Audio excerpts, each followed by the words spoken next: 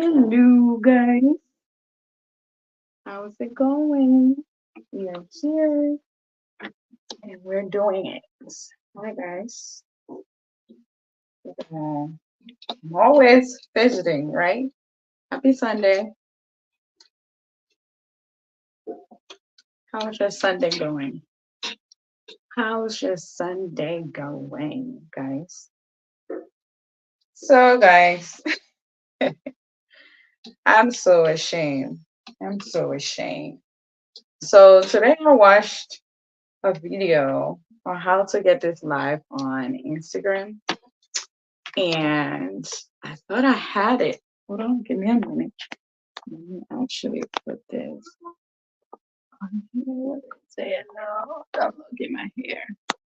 Okay, so I got the leopard out for you. The leopard. Hi guys, that's little mama. She's up. She and daddy is having some quality time. But how are you guys doing today? How are you? You know, the way I've been coming here looking for, I think I should start paying me now. Yeah, because looking good is a business. I have one person watching. Please type in the comment section. Type in the comment section where you're watching from. Who commented? You know, we got to do housekeeping, okay? We got to do some housekeeping. We're late to the party, but guess what? The queen's never late. Just kidding. Happy Sunday. One person's watching. It's true that I'm not joking. The queen's never late. Whenever the queens arrive, it's time. I am the queen. You're probably looking at me like this girl have lost her mind. But what's up? How is your Sunday going? You guys, I don't know when last I wore like what is it called? If my makeup don't look good, please. I rushed to do this. I was sleeping. And no, I'm not pregnant, please. Because I know y'all be calling that stuff. Y'all be calling that stuff. I ain't pregnant. I ain't having no more baby. Baby doctor's closed. Okay. Okay. How are you guys doing? One person was watching. Where are you guys? Oh, Facebook. I own no copyright to that song. But since we're waiting for others to join us, let's do some housekeeping stuff. One, if you're just joining us, if you're new here, welcome. My name is Felicia. This is Let's Talk with Miss Fee. I am your host, your best friend, your cousin, your auntie, your niece, your whatever you want me to be. I am that for you. Okay. My makeup is jacked up today, guys. But it is what it is. It is what it is. Okay? I try. I try to look cute for you guys. So y'all better start keep leaving me some compliments.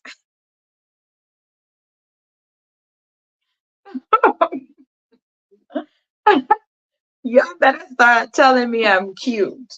If y'all don't tell me, we got a problem. Okay, so we're live on Miss Fee. Let's go to Let's Talk. Let's see if we're live on there as well. You guys, I'm so ashamed of myself. I was watching a video about how to get the keys to I think I'm live on this one too. Let's see. Am I live? Guys, sorry. I'm always doing this, right? It seems to be my thing. I don't want it to be my thing though, but we're here. You guys just gonna have to love me as I am. Take me as I am, for I am.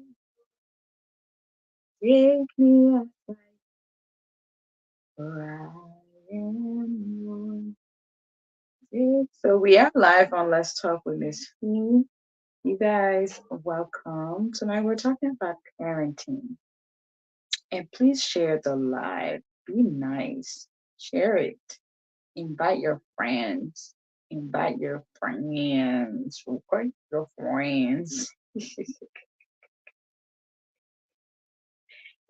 Ay, ay, ay. Mm. Invite your friends to one person's watching.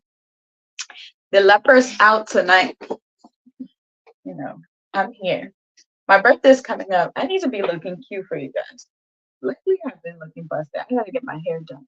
Hopefully, I get my hair done soon. That's one thing I have to do all the time. My hair. I don't play with my hair. Someone told me they were like, what is it?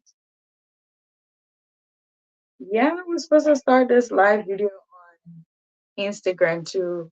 You know what? Maybe I can. I can hook my phone on here and be on live on three different things. I probably should. Let's check YouTube, guys. I'm just rambling. I'm gonna wait for a few of our panelists to get here. We'll see. If not, I'll start this live. It's Sunday. MLK is MLK Day is tomorrow, and you guys, I'm always trying to get this here. So we're gonna be back here. Y'all ain't gonna see my face. Are y'all want to see my face? I'm getting so comfortable with you all. I told y'all were going to be seeing my personality very soon. I have a very playful, funny. I like to be funny. I like to, what is it called? I like to have fun. I like playing around. I like joking a lot. So yeah, let's jump into this. How are you? How are you doing? How is your Sunday going? Did you have a great day? If you didn't, guess what? It's always an opportunity to make a great day. So I listened to this song that I'm about to play you guys. I really, really like this song. This song got me into another um, atmosphere today. It always does, but today was just something. I don't know, something. You know, you listen to something all the time, and then one day you listen to it, and it just gave you a different vibe. Yeah, so today was one of those days. If you hear my peoples in the background, they are trying to figure out that someone's because they're out tomorrow. You know what? Let me do housekeeping stuff. I'm all over the place. I'm waiting for my panelists to join me. If not, we're going to jump into it. But happy Sunday. How are you? How are you doing? Let's see who's watching. Let's shout out some few people that are supporting us. That have been our E1 day one, supporting us, sticking with us, being with us, loving us, and just being here with us. We love you. Um, I appreciate you guys. This year, I don't want anybody to be shagging with me. So if you're shagging, you're out. I'm gonna treat you guys like the way I used to act when I was dating. I will get rid of you in a split second. I don't even care what you call me. That's your problem. But yeah, I think like if you're going to shag, what's the point? Let's just label it shagging. Can you guys even hear me? I need some committed followers. I need some committed people. I need people who believe in us and know that we can do it, you know? Welcome to Let's Talk with Miss B. I know this is a new adventure for into the whole media world. It can be vicious. Um, People can be mean, people can be nice, but I am a very calm person. I'm very calm to a certain degree. Um, Two people comment. Oh, comment. That was me. Guys, what you doing on this cold, cold, cold winter night? Is it winter yet? Is it winter yet, you guys? Or what is it? Welcome to Let's Talk. Come chill with me. Come and hang out with me. This lighting, I'm enjoying it. When I'm sitting with that, I feel I feel like my face is beat to the gods. Yeah, welcome to Let's Talk with Miss Fee. How are you doing today? You guys, I haven't created any reels for you guys lately. I need to create some things. But how are you? How's life treating you? Tonight, if you're looking at the topic, our co-host actually came up with this topic. He wanted us to talk about parenting. Guys, I am new to the whole parenting gig. So tonight I am going to be solely learning from you all. I'll probably add a little bit of things that I do that will help you out well as well. Things that have really I know my kids are very small. I have a 1 year old and I think she's one going on to 30. And I have a 3 year old. He's very calm. It's very interesting to see the dynamics between both of them, He's very quiet and he comes off as like selfish in a way, but I like his behavior and his attitude. I think it's very unique and I think it goes along with his name, especially what his name means.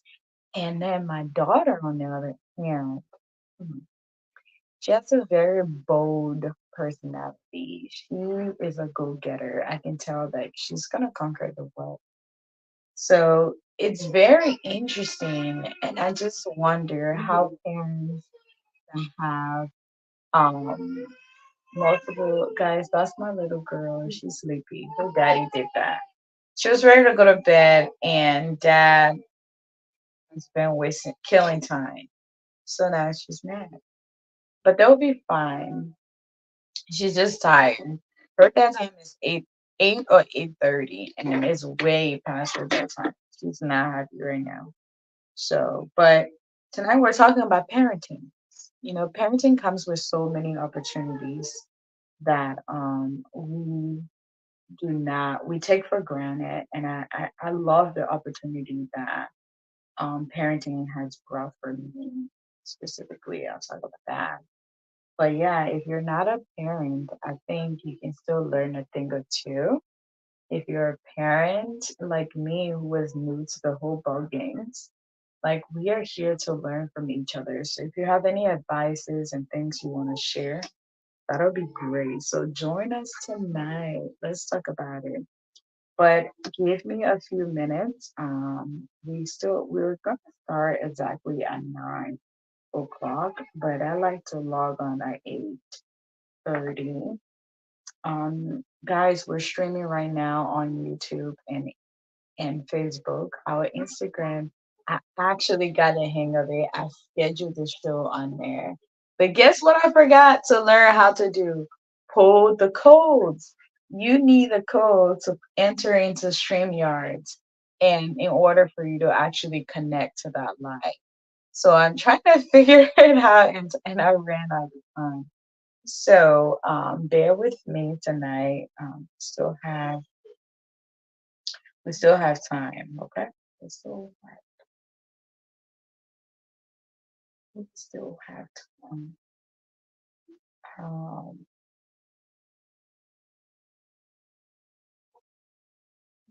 yeah, guys, how are you? How's things going? Um, sorry. So let me share with you guys some of the crazy things that happened to me while we wait for 9 o'clock.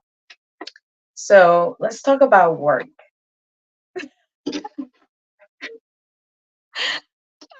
Yeah. So, a few things. Let me shout out some birthdays that are coming up. So, shout out to my brother. Actually, no, let's start in order. So, today is my nephew Emmanuel's birthday. Shout out to you. Happy birthday. I Auntie couldn't call. I literally went to sleep. I was up all last night. I had stomach ache. I ate so much yesterday. It was ridiculous. I stuffed my face and I'm still tired. I'm sleepy. I did not sleep at all last night. I had stomach pain, back pain, and it was excruciating. I don't think I've experienced that in a while. But yeah, I literally went through that last night. I was not happy at all. But yeah, shout out to Eman. It was Eman's birthday. Shout out to my brother, my oldest brother, Mark Fancy. His birthday's on the 16th, guys.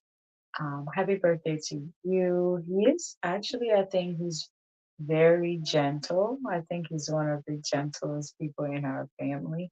So shout out to him. God definitely added him to our family for a purpose. And I pray for more life ahead of him, that God continue to guide and protect him and give him directions in life. Yeah.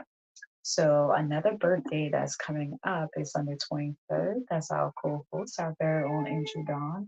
It's my other brother too. Happy birthday to you in advance. His birthday's coming up, guys. Oh, I missed it. I missed the order of it. My another birthday is coming up is my nephew King.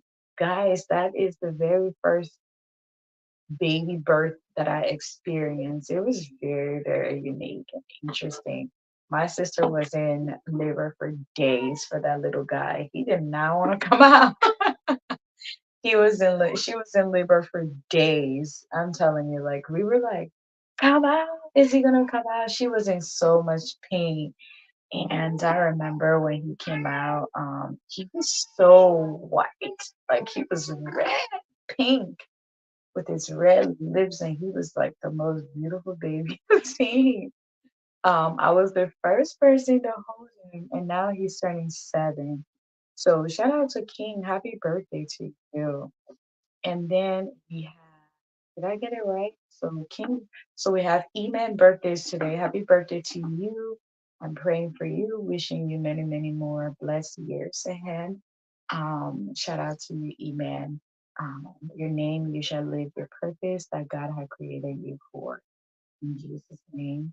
And then we have Brother Mark. His birthday is on the 16th. Happy birthday to you.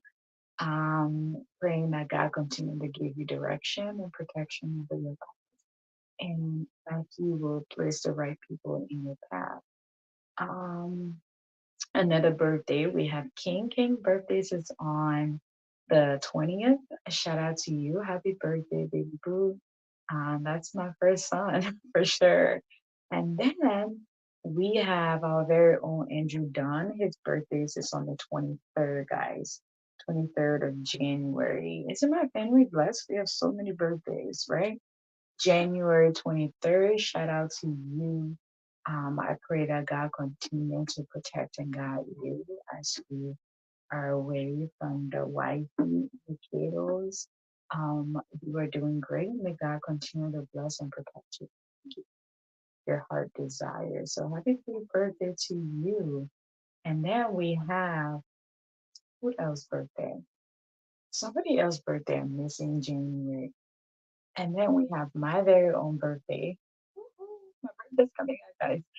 I love birthdays because it is absolutely one of those celebration that I think is worth celebrating because um, we are giving the opportunity to be alive. And what a blessing to be here. It's not that I did anything special or anything. I always look forward to my birthday because I just feel so blessed to be alive and to be where I am today. So shout out to me. My pre-birthday birthday is February 10th. And then I have my very own birth month partner, my baby, my daddy. I call him my daddy because he literally is the very first one. So shout out to Michael. Hi. So we have Dennis joining the show. Welcome to the show, guys. We're doing birthday shout out. So shout out to. How are you? Can you hear me? I'm Can you hear hearing me? you loud and clear. How Oh, are you, okay. sir? Yeah, I Good. can It hear looks like you. okay. All right. Awesome. Yeah, I'm just doing shout outs, birthday shout outs. We have so many birthdays coming up. It's crazy in my family. So I was just doing birthday shout Yeah. out. My pre-birthday's coming up. How are you, sis? How are you? I'm doing well. I'm doing well. And yourself? How are you? Can you hear me? I can't hear you. Can you hear me? Are you mute? I can't hear you. I'm doing good. I'm doing good. Uh, Where are the other guys? I don't Yeah, know. but They're it's like late. you hearing me late? I don't know. Yeah, I'm hearing you now. Um, I don't Okay, know where let me everybody's get out. And no, I'm not mute. Okay, I'm coming. Let me see. Okay. Can you hear me? Yes. Okay, I know the problem. Okay. Yeah, yesterday is Sunday now. Yeah, era is still Sunday, so you Yeah. people just just a minute. Yeah, I was just doing birthday shout outs. So, but we're about to jump. Oh, he's gone. He's gone.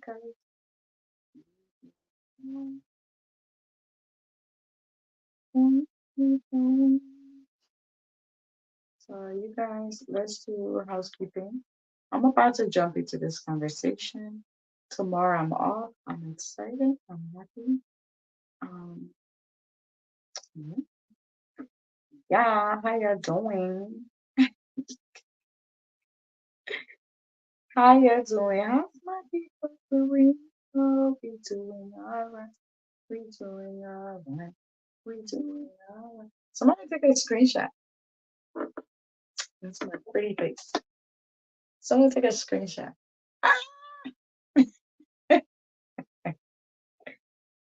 My people, yeah, I get to business, yeah. Mm-hmm.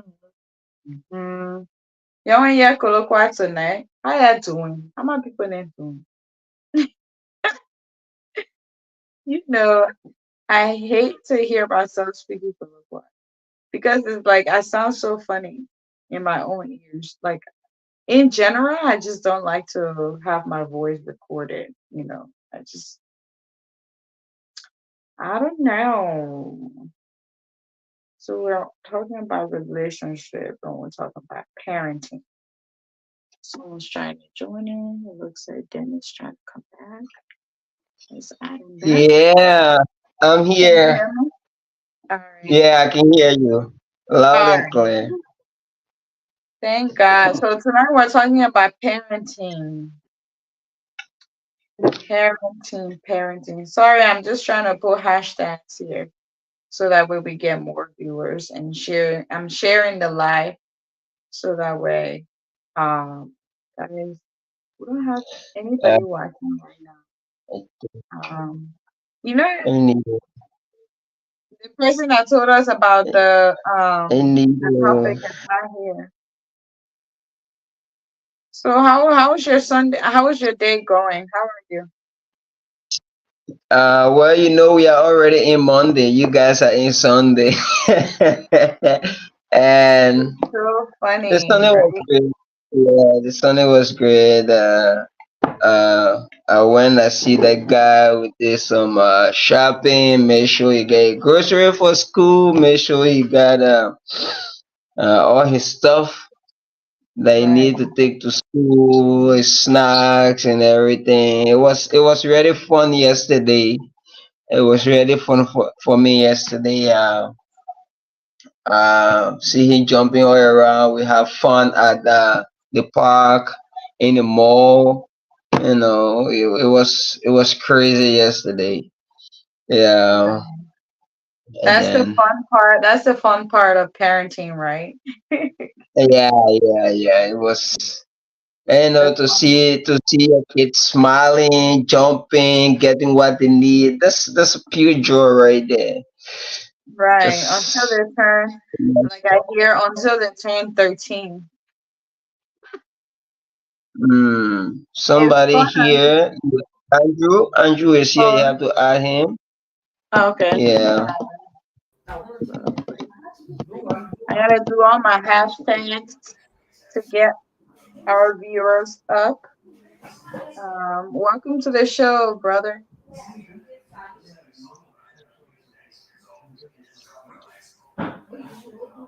Hey, bro, Andrew, that catting.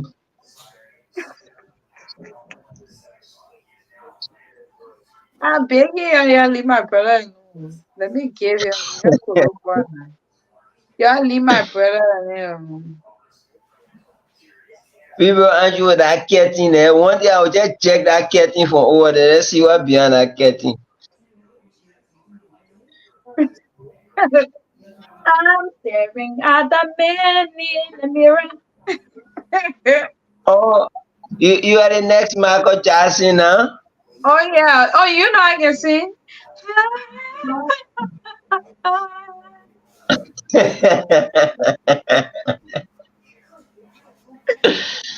I Well, beg I think this topic is a very nice topic. I missed yesterday topic. It was so, it was,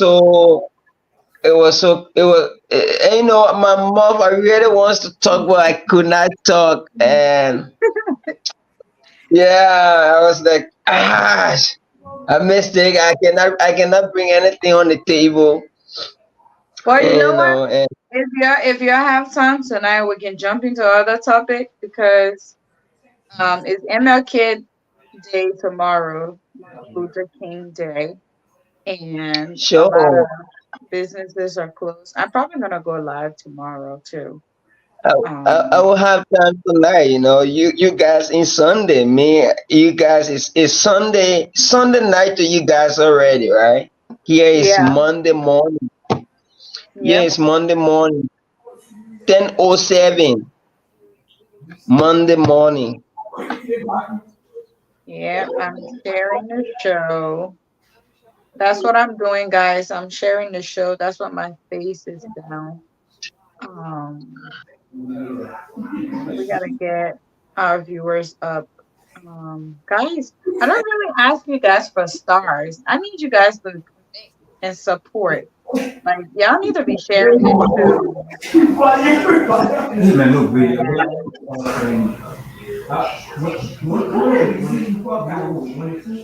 And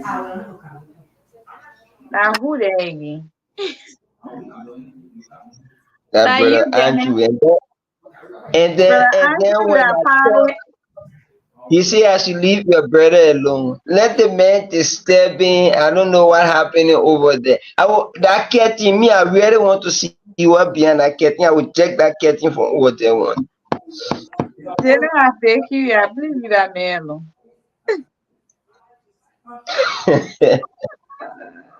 You rejected. Why you reject the man, Catherine?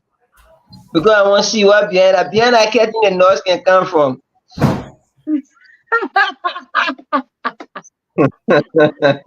Well, Dennis, like I with trouble. Brother, how are you? How you doing? I'm okay, Fee. How you people doing? Not bad. But why you Okay, sounding like you good, know I'm still okay. feeling well? Hmm? I say you still not feeling well. Yeah, not really, really, really, really. Why are you hearing my nose right now? Yeah. Dennis say you want to know what behind that curtain. Are you hearing the noise? Yes, we were, but not anymore. Well, we're not talking again. Huh? You can hear me? Was it loud? Yeah, it was, but not anymore. No, there's no more Understandable. noise. Since he came back, the noise gone. I need to stop this You can hear us? one. Coming.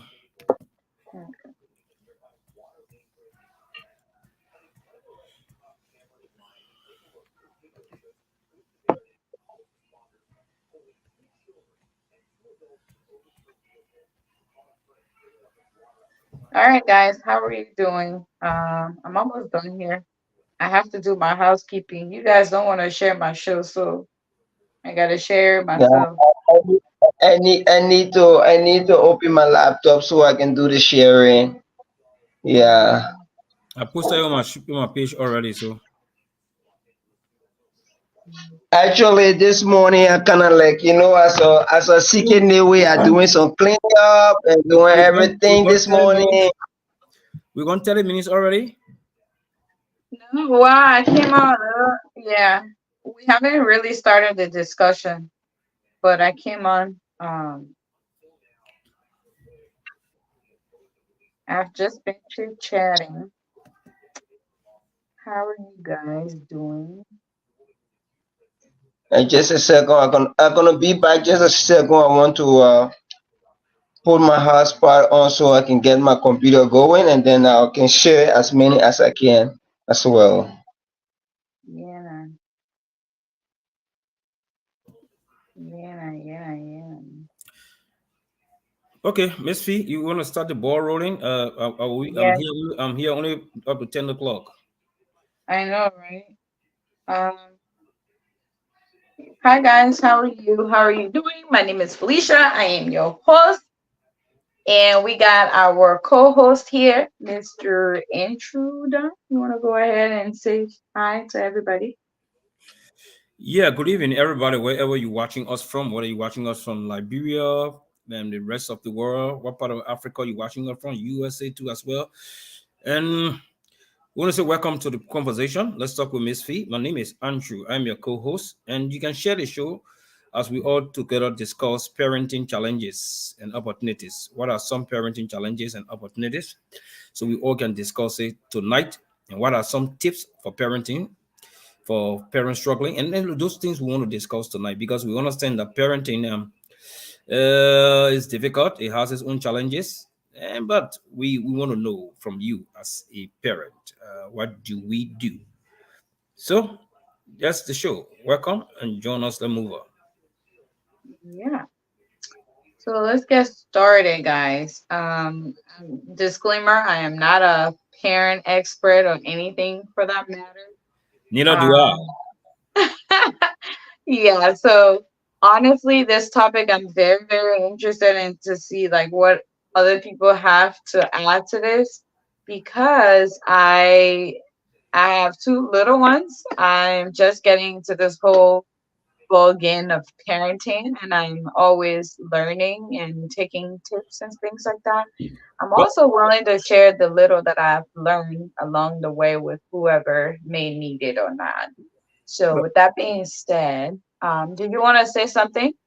yes, I was trying to say that you came out with a disclaimer. You are not a parenting expert. It's true. Neither do I. But the thing here is, we all have our kids, so we have our own experiences. We're just trying to bring our practical experiences here tonight. We are not parenting experts, but we want to bring our practical experiences here so that people can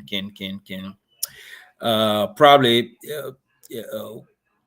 follow us, because the reason why we're here is to share something, our personal experiences with people, so we can also give advices of some pieces of advice for people to follow out. So that's the reason why we are here, not necessarily being express on a particular subject matter. Right, right. And I just want to shout out my sister. She actually catch the show tonight. I need to call you after the show. My hello sis. Thank you for watching. Thank you, Salome, for watching. Shout out to each and every one of you that are watching. You can actually catch up on YouTube and on here as well. I'm still struggling with that Facebook that Instagram link to get that settled, but hopefully soon we'll have it on Instagram. Yeah. Do you want to get it started or do you want me to start? Well, yes. So let me start it on the issue first about parenting. To everyone up there who are parents or who be parents, we know parenting has its own challenges and difficulties and some opportunities that we're going to be discussing tonight. Um, but what is parenting in itself by itself? What is Okay. parenting from your own understanding, from our own understanding? You know, So I will be asking you that question too, Miss Fee, even though I want to start the ball rolling. But you, from your Right. own understanding, what is parenting first in the first place? Um, that's a good one. So parenting, if I was to give you like the quote unquote definition, is physically promoting and supporting the physical, emotional, social, intellectual development of a child from infancy to adulthood. Like Mhm. you're kind of like the foundation setter for how that adult is going to be in the world. So that is my definition of that. You're there to nurture, you're there to guide and to protect them and to make sure they see the world in a broad scope that they are not afraid to make it because that's how you were groomed, you know, into an adult. Yeah, and to also add to that, it talks about it talk about the challenges you go through, what you encountered, what you go through, what basically you encountered in parenting, in bringing on raising up a child, you know that's what parenting is all about. And sometimes necessarily you don't have to be your biological child, but when you Right, talk about parenting, it tells you about you as an individual who trying to raise up a child, the challenges, the conditions, the difficulties you go through as an individual in raising a child. That's attributes to what parenting do as well. right. So, we want to go into some issue on the whole parenting issues. We will have two set of parents, different backgrounds of parents. Some parents in the Western world, some parents in the African setting. I was, delve because for what I'm gonna do for you, I would think that you, because you are more, cumbersome. I want to use that word with the Western way of parenting because you are there, and I Mhm. also am cumbersome with also the African way of parenting. So there are two different style or way of parenting, and I'm going to be Right. focusing on the African side of parenting too as well. Now, but parenting as a whole, like we talk about, it talks about the intricacies of how you raise a child. What are Right. the good, the bad, and the ugly of the child? What are those things that you, as a parent, you need to do to make the child a good citizen, to make the child a productive individual in the society?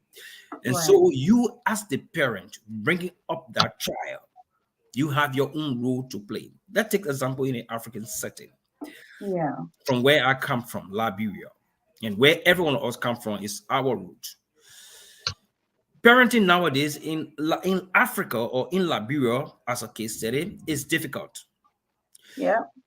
Considering the impoverished condition the people living in, parents are not working, so the kids or the children become breadwinners for the family. So because of the economic situation, the condition of the country, parenting will be very, very much difficult to carry on only because of these circumstances, these conditions, the economic variables that are attached to, to it. So it is difficult in that area. And what are some of the challenges they face? Whatever you say to the children, they wouldn't listen to you because they are the one that bringing the things in. The kids of 16, 17 years old, they are the breadwinners because parents are no longer bring winning bread for them, but they are winning bread for the parents. So Wow. yes, so these are things that happen, especially in the kind of in the society we find ourselves in, especially in Africa. So I think it's a bit of challenge. It's a bit of difficulty. It have its own good and bad too. It have its own positive side to the it. But my own understanding and thought about the whole parenting thing and the African side, they're so frustrating in a sense that the children bringing them up in an environment is difficult because if for example you are living in a community, unlike in the Western world where you're going to talk about fee, I'm just trying to do a doing to do some comparison. Right. Here in the Western world, you will not see that their neighbor child will just run to somebody's house with all their consent. And people live in an enclosed environment in the Western world, but unlike other people in Africa and Liberia, their houses are fenced while our kids are there. So it makes it very difficult to parent well, Yeah. because you will not have absolute control over your child. You don't have school buses taking them home, taking them to school, dropping them off school, and bringing them back home to home at their doorsteps, and then they go in to stay in do all day. The next thing, they have to go outside to the neighbor house to fetch water. They got to go on the other side to fetch firewood. They got to go on the other side to do this thing. So you, as a parent, if your child went outside and have not returned for in the next 30 minutes, and you expect to come back in 2 or 3 minutes, and then it raises concern. And then if you want to ask the parent, "Look, the child, what are you doing out here at this time?" They might not give you some positive response. So it's a bit of challenges, difficulties in planning. But I will pause there to allow you to also expand on other things before I go into some of the difficulties people face as parents. Right. So, I mean, thank you so much for that, because honestly, when I look at like parenting, I always think about like the environment where you're grown. I looked at, I think, in my opinion, guys, I think parenting challenges are basically based on, um, in my own words, basically, I think is, um, geez, how do I put this? So it's kind of like, I grew up in a certain way, my culture, the way my parents grew me, and things that I'm accustomed to. So once I become a parent, um, where I find myself, it's kind of like a struggle itself with what side of the world that you finally find yourself. It's different if, we're all from Liberia, right?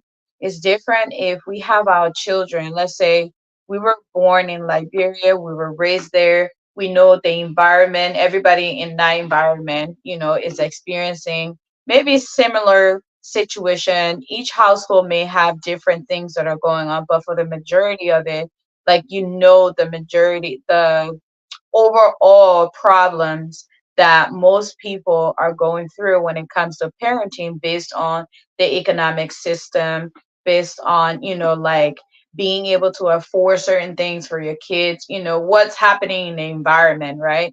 But here we are, you are faced with different challenges because, one, let's say I won't say we're in the same situation. We find ourselves another side of the world, right?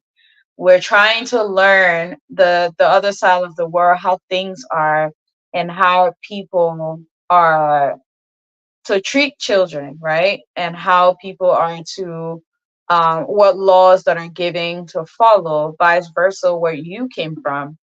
That struggle alone is harder. And then now we're faced with a generations that have their own way of how to do certain things, right? So now I think that's where the challenge is kind of like, someone's trying to come on, sorry. I think Dennis, I probably need to remove the other one. Both of them are. Yeah, Oh, he has to remove one. So Fee, probably you can remove one. Okay. yeah, Give me a I don't sec. know where Dennis to got to on both remove of one of them. them. Okay, I think yeah, he got to remove one of this thing. Yeah, go ahead. Let me remove them. Dennis, call back. Hey Jimmy, welcome to the show. Um, Thank you. Thank you. Thank you, Fee. Because I know Andrew will not, Andrew will not welcome me. Well, yeah. Yeah, my brother. Yeah. You work I on thought Jimmy. you made a rule that nobody should be late today. You set your own rules and you just come in after we gone 44 minutes into the show. No, I didn't set a rule. I was giving, I sent out caution, word of caution to a particular person, and the person got the message. So Oh, there you go. and they said let's go can be in front. So you were cautioning me, but now you came late. Do what I say, not do what I do, right? Yeah, Yeah, do what I said. I, I'm Yeah. telling you, I'm telling you, I'm telling you that the weather here is in the negative. So Oh yeah, it's Yeah, cold. same here. I mean, It's I free. went out a few. I think by 5 o'clock, I went to do a laundry, and I Yeah. regretted why I had to go out to do laundry. Danny say you should add him back. Yeah, please ask Danny back. But No, I but don't when see he come his on, request. he need to come on for the iron though. All right, there you go. I Okay, just there saw he him. is. All Been right. here, guys.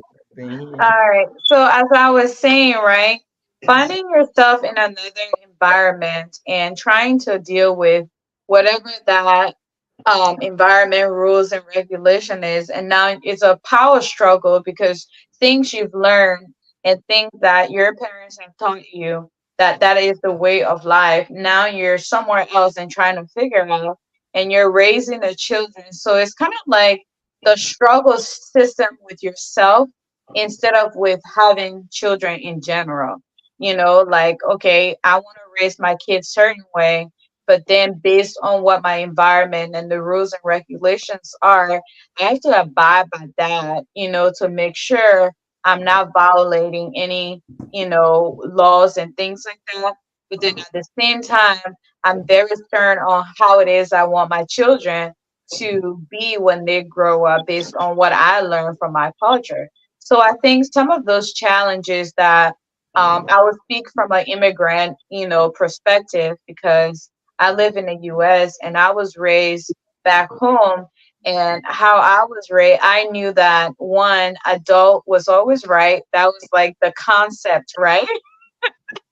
Adult was always right.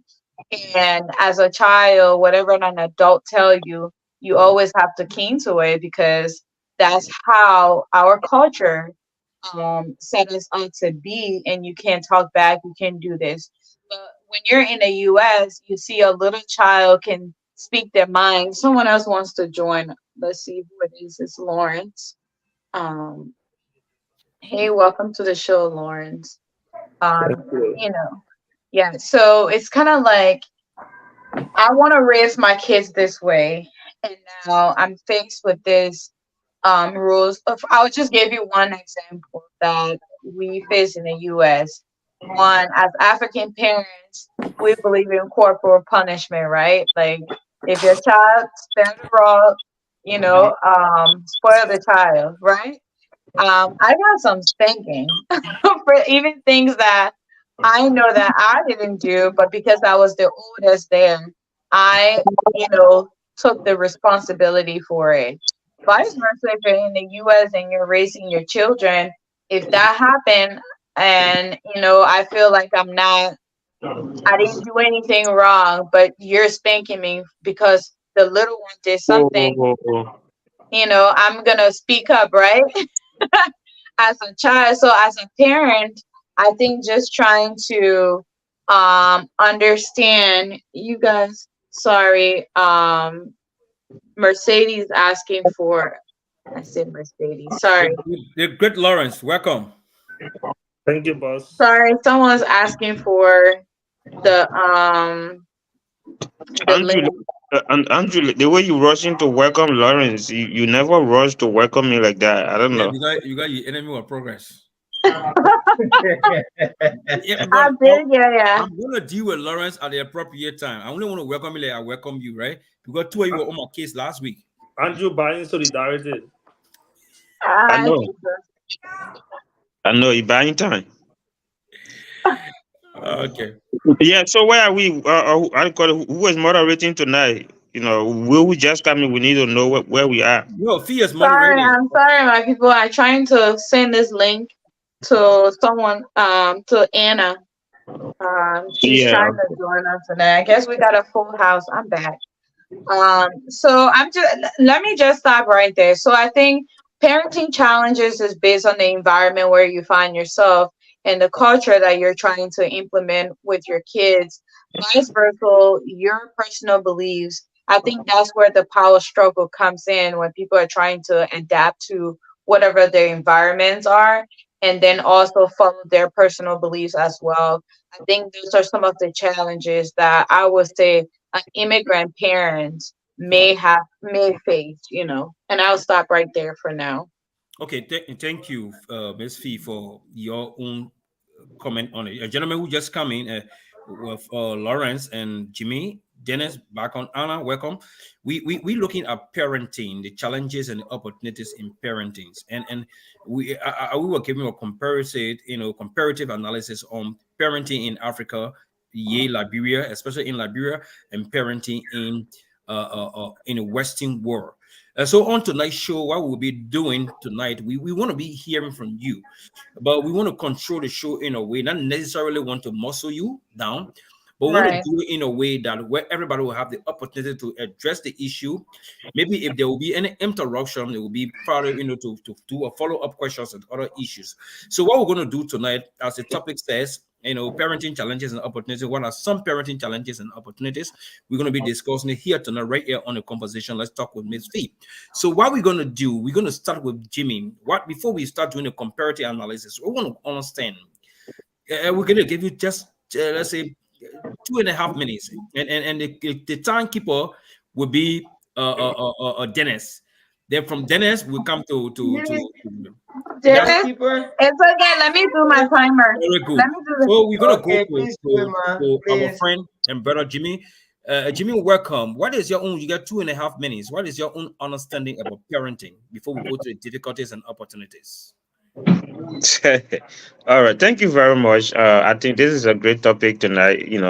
Everybody here is a parent, some way or the other. I know Dennis is a parent because he got a child. I say a child, children. Dennis. Dennis got Child. children. I don't have children. I have child, please. All right. I'm I, begging you. I know Lawrence has. I know Lawrence has. I know Andrew does. Fee does. Anna. I know Anna does have. Other children. And And I got children. I have a daughter, so I'm a parent. But first of all, we need to understand. We need to understand what parenting is, Right. because if you don't know what parenting is, and most parents don't know what parenting is, and that's why a lot of parents go wrong. So those who are listening tonight, you have the opportunity to know what parenting is. Parenting is the process of supporting the physical, emotional, and cognitive development of a child.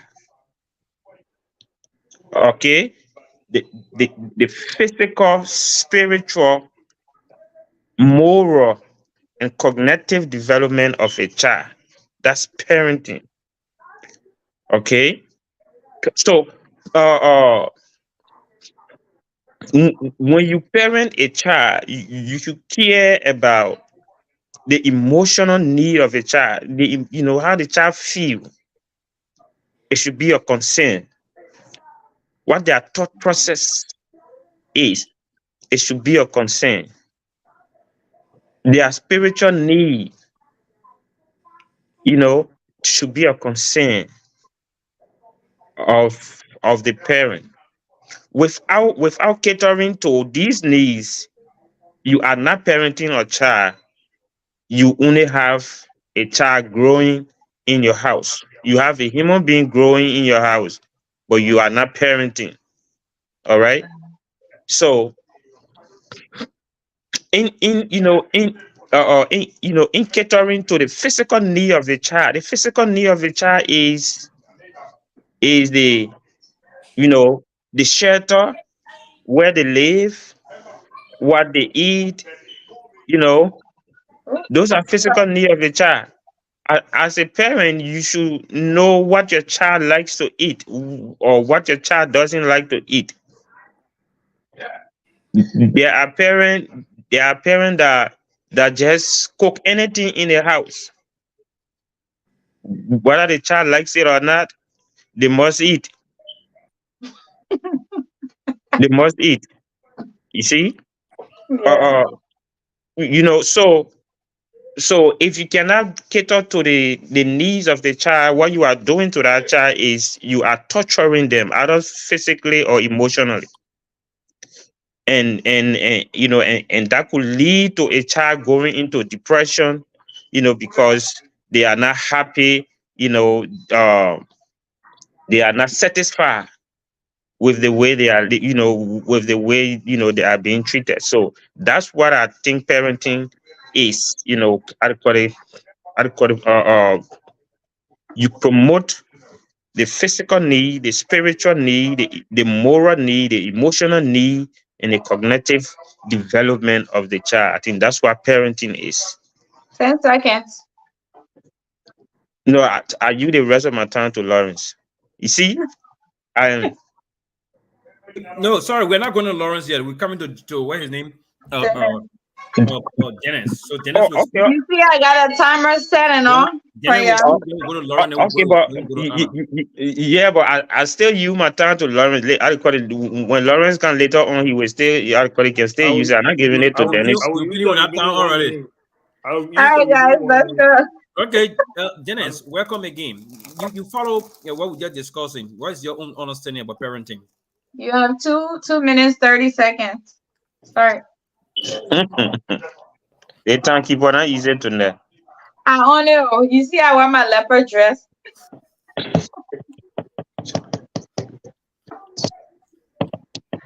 Dennis, can you hear us? Dennis seems to be. Dennis, are you hearing us?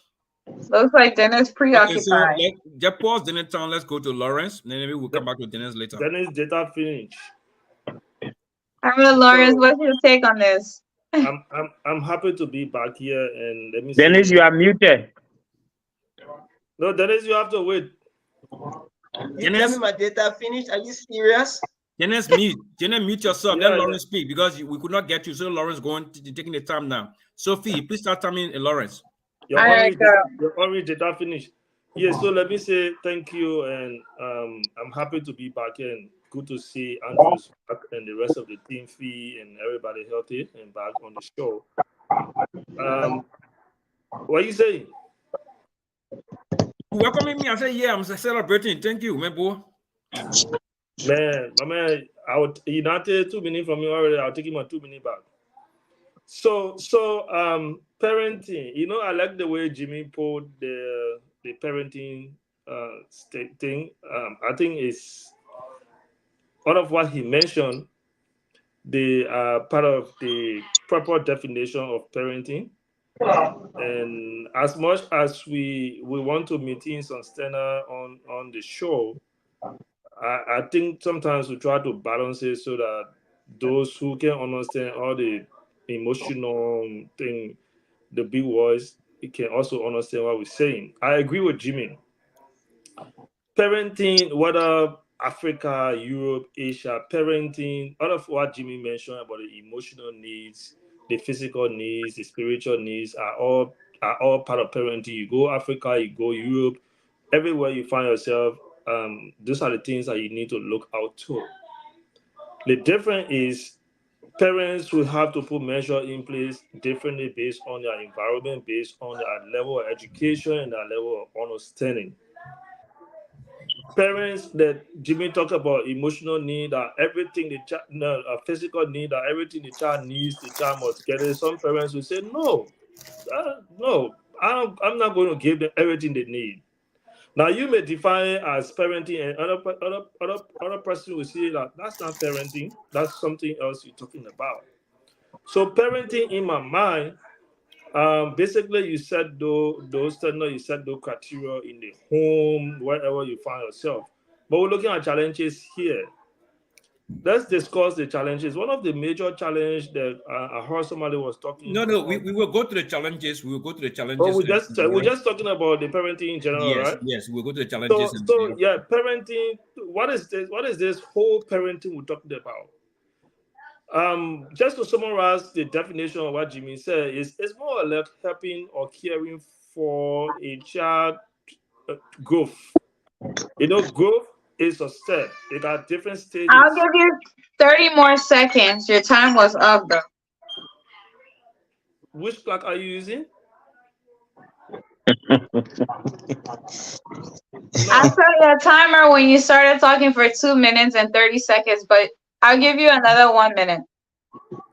So parenting, it's more like caring It's actually for 1 minute 10 seconds because I use my time.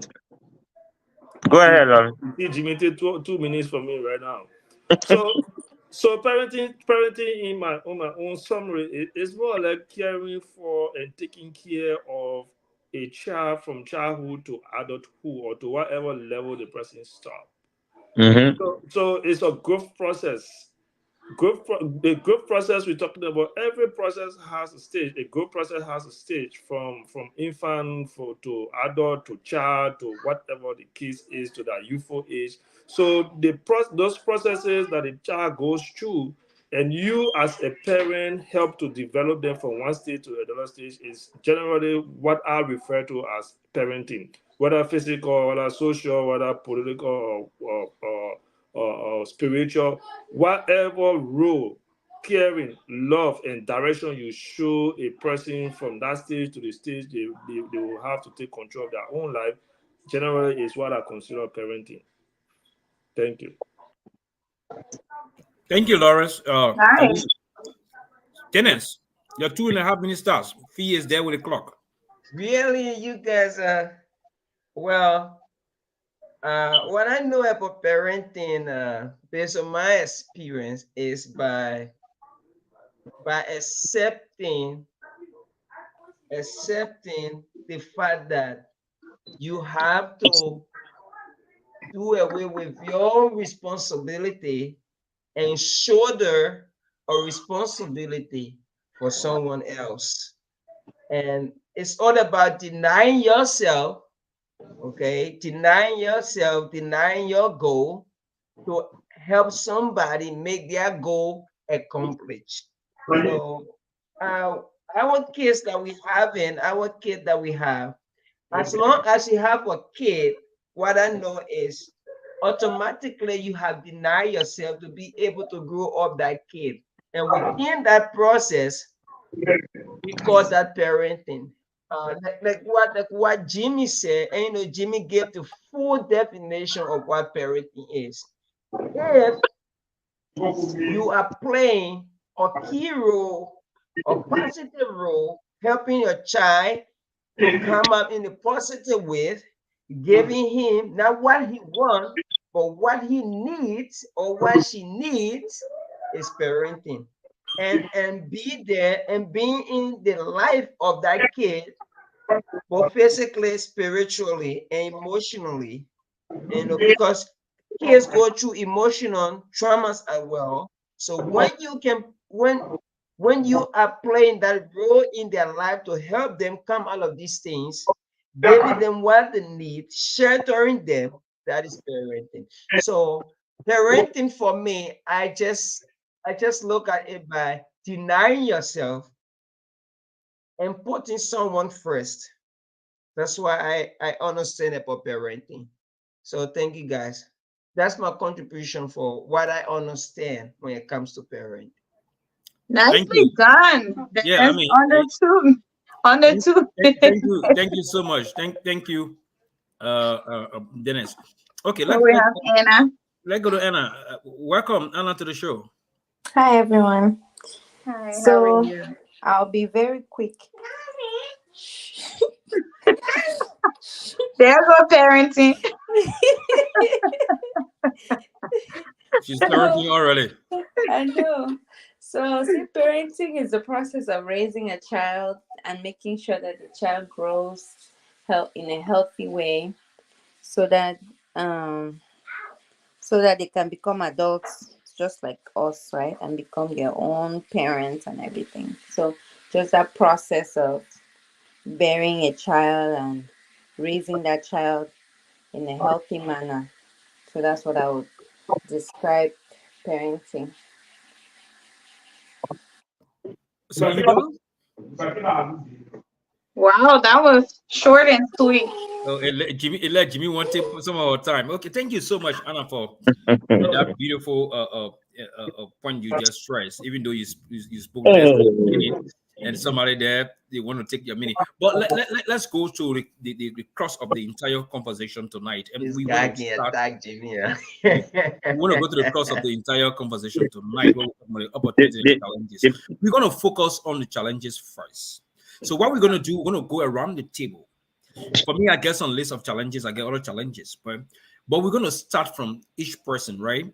Maybe we will start from I don't know, Miss Fee.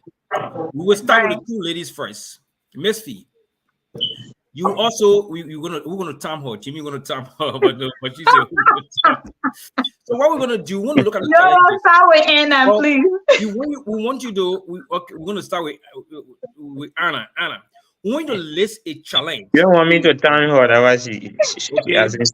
we want you to list a challenge. Just tell us one challenge in parenting, in bringing up a child, with all the good definitions we've given tonight about parenting. So tell a challenge and expand on it in 3 minutes. Just a challenge, and we expand on it in 3 minutes. If somebody have say a similar thing like that, they could go beyond that. Thank you. A challenge in raising kids. I would say in Africa, the challenge would be. Actually, let's start with the Western world. So like somewhere like the US or something. Right. I would say the challenge is discipline. Discipline, kids nowadays know that they have 911 to call the police if you hit them and things like that. So they have the right to call the police and tell the police that you beat them up or something. But a challenge in Africa, somewhere like in Africa, will be like the resources, like health wise. When a child is sick, the resources back home are not the best to raise that kid in a healthy way. You can try your best to provide for that child, but if the child gets sick, the resources like healthcare and everything is not really available. And if you're a mom that does not have a lot of money, it'll be difficult to really raise that child to be healthy and grow and developmentally grow well. So that since you guys only limited me to one, those are the ones that I would think of right now. But there are so many different challenges or hardships that people face as far as parenting is concerned. But for the ones that just keep pop up in my head, those two were the bigger ones. Yeah, okay. Just we only Yeah. limited you to one in the moment when everyone will go around the table, then we'll come back for another one before we go to the opportunities. That's the reason. Okay. Well, then I'm done now. I've given you my one. Okay. All right. Thank Thank you. you. That was good. That was a good one. So Lawrence. Yeah, I'm ready to go. and I think for me, from my end, the most challenge is instilling cultural values in parenting. I see it as a most challenge. Sometimes all of what we discuss about emotional needs, physical needs, and the rest of the need, those are things that we're able to do. Those are things that as a parent, once you are working, you have the resources, you can do those things. What is most challenging in the parenting is to instill those cultural values in our kids growing up. We know many times, sometimes you say one thing, you want the child to be this person. We've seen parents and children fell apart because of certain values or certain norms or certain way they want to bring them out. And then the child says, "No, I'm not going to be this." You say, "No, you got to be this person." And many times that come to the religious aspect. I know I'm a religious person, so sometimes you tell the kids, say, "No, you got to go to the church." The kids say, "No, I'm not going to church. I'm going to the mosque." Simply because of maybe some pressure from outside. They interact with people from different places. They come back in the home. You want to instill those values in them, and then it becomes a huge challenge. Especially, it's even more challenging in the West, in places like America and the rest of Africa. Sometimes we can try because maybe we'll frown at you, maybe we'll punish you, we'll say something. But in the West, I mean, it's a huge challenge to instill those values. Sometimes you tell the child, say, "Hey, when you wake up, the first thing you do, this is what you need to do, this is what you need to do," and the child feels that it's too much for them. You as a parent, you're trying to instill those values in them so they become a better person, but for them they see it as too much and too many work you're giving them. So cultural value is a huge challenge in terms of parenting. Brilliant. Thank you so much, Lawrence. Let's go to our man Dennis Backo. Dennis. Yes, yes, yes. Here, what's the question again? What are some of the challenges that parents are facing? Can you give us one? Uh, one of the one of the challenges that parents are facing. You know, everybody talking about instilling. But there are so many challenges when it comes to bringing up kids, especially when you and your partner are not in good term, and bringing up those kids in that moment is so hard because the kid will not have the rightful upbringing, you know, and these are some of the greatest challenge within our generation that we are fixing, because I am facing the same problem where my kid is really suffering because he's not having a good upbringing. Why? It's because the challenge that is right there.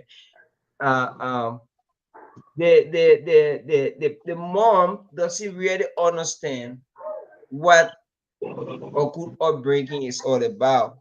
So based on the conflict, the kid is really suffering, and this is one of the hard part in bringing up a kid to have a good moral conduct. Do you understand? So how can we install this thing into the kid? One, the both parents have to be willing to cooperate, because if the both parents are not willing to cooperate properly, the kid will not have a good upbringing, and that is a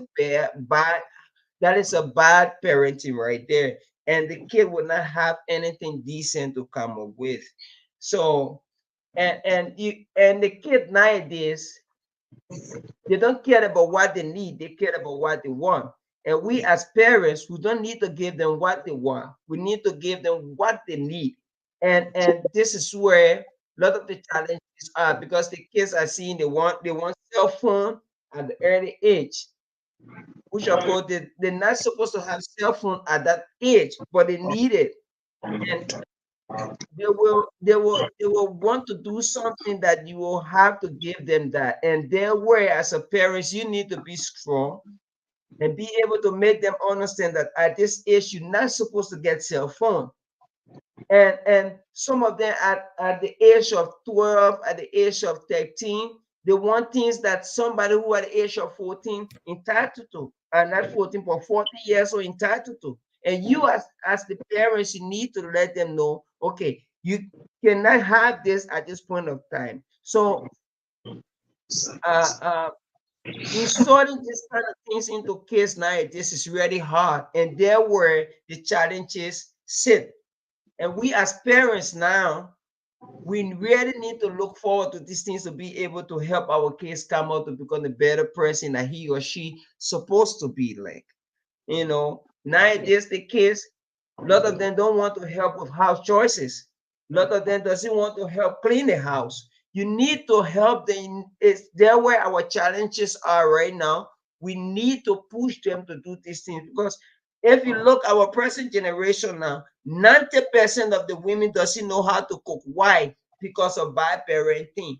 Only 10% knows how to cook. So we as parents now who see these things, who look at it as a challenge, we need to help our kids to know how to do house choices. And it's something that really need to be done, really need to be there with, really need to be installed into this case so that they can have a better future. Thank you, guys. That's my little contribution to this.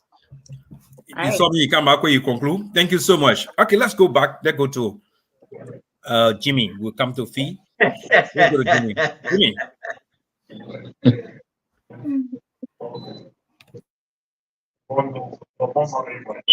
It's up to me. Yeah, Jimmy. Yes, sir. That's you.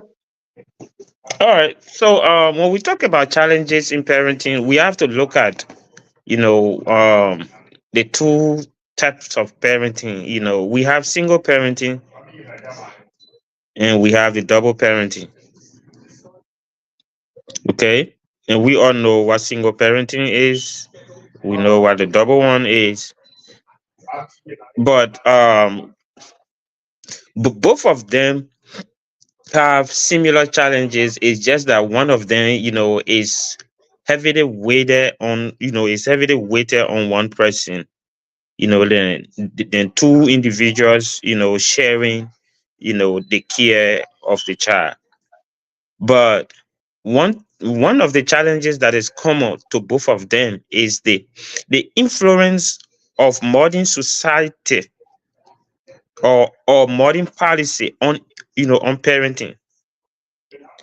The influence is a serious challenge to parenting. For example, if you discipline your child in your house, let's say you spank your child, and that child goes to school maybe with a little mark, that is a big issue. But at the same time, if you did not discipline that child and that child grew up to be a criminal, then society turn on the parent that the parent did not train the child well, and that's why the child is who he is. But my question is, did society support the parent in disciplining this child? I had a situation at the Walmart. This lady, she took her son, to Walmart. She probably didn't have anybody to leave him with at home, or probably the child wanted to go with her at Walmart. And at the checkout, they always have the candies and other cities that always around the checkout area. Right. And the mother, either she didn't have enough money to add additional item, or whatever the reason was, but the child picked a candy and added it to the cart. And the mom said, "No, you can't have this now." That child spread on the ground, started crying, rolling all on the ground. And you know how people reacted, because the mother doesn't want to give the child what the child is crying for. And you know what happened? Somebody paid for that candy for the child to take home, because in their mind, the mother is not supposed to deny the child of whatever the child wants. That's societal influence, negative one too.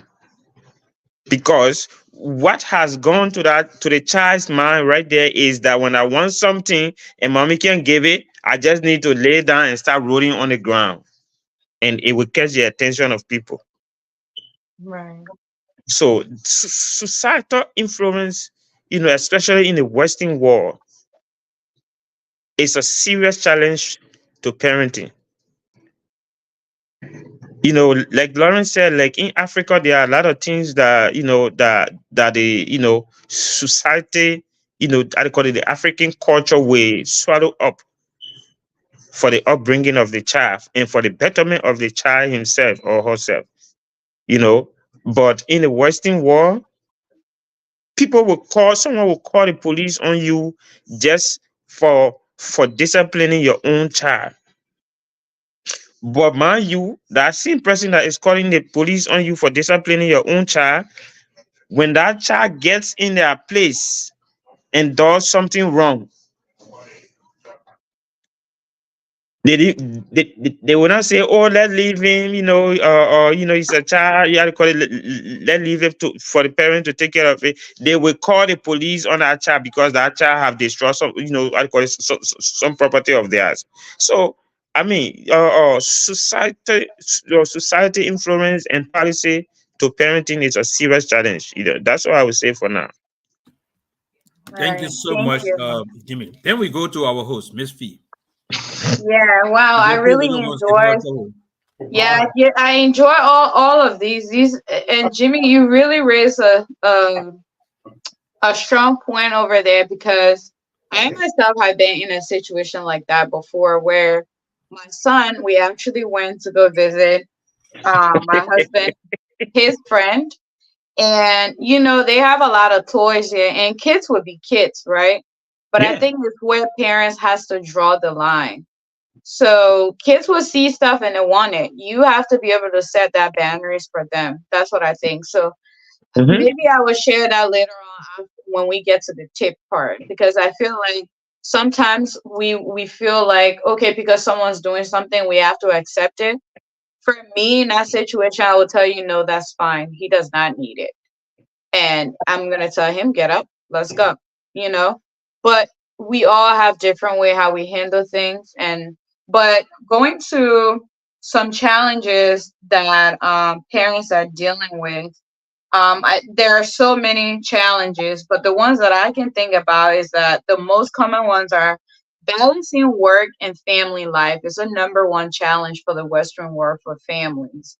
That I feel like a lot of people don't know how to juggle. And you talk about the two different types of parenting, like household in general. We have two parents household, and then we have a one parent household, which can be the challenge like Dennis says, if the child's here today, they're learning something from dad, and then now they go to mom because mom, for the most part, we hear this all the time. Mom might not be happy with dad, so she's gonna try to retrain the child certain ways. It's some of those challenges that people go through. And then another thing is dealing with stress and raising children in a digital world that we're in. That those are some of the two big challenges that I can think about.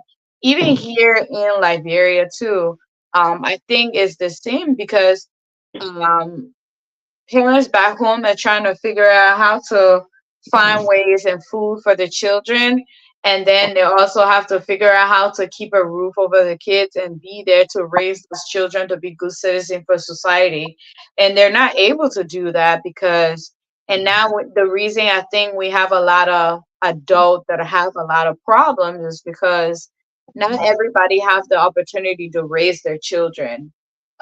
We have other people that are raising their children, they're influencing them with their culture and how things are done, how they learning as well.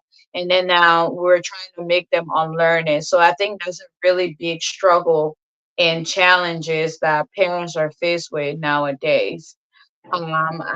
Since we're just talking about that, I'll just stop right there. But definitely, I think parents have a lot to look at, especially with if your kids would be like, "Oh, I don't want to eat that. I want this," and I'll just jump into that when we talk about topics. But that's what I have to say. Where's Andrew? What are you doing? Where are you hiding? Dennis, where are Andrew you guys? here. Andrew is here. Don't point. Andrew here. One I'm here. posting your I'm Gary. here. I'm here. I can't even try. I can't put no say Magari. This is the most problem Jimmy has with Andrew. Is So always so you've done Nafi? Yeah, I was just saying the parenting challenge right now is just the I- trying to struggle between work and family life, like to balance that especially in the Western world. I also think this is happening in Liberia or other part of Africa as well because people are not trying to, both parents are trying to look for it. Some mom's selling, dad's probably selling too, kids are selling. So they're learning things all over the place from different places. And then also just in a digital world, having your kids to focus instead of them paying attention to phone, they're learning things from online, from their friends and things like that. That's another struggle that I think parents are faced with right now. Um, Thank you so much, Miss Fee, for your brilliant point. Everybody have made a lot of brilliant points tonight on the challenges. And I want to stress on some key issues like Jimmy, Lawrence, and you and Anna. Everybody says some things, but the key things here. Jimmy mentioned about single parenting, and I'll consider it as right. sole parenting. Sole parenting is one of the difficult situation in terms of bringing up a child. And the classic example that Jimmy gave over there was it was so unique that You see it whether in Africa or whether in the Western world. You see Yeah. parenting.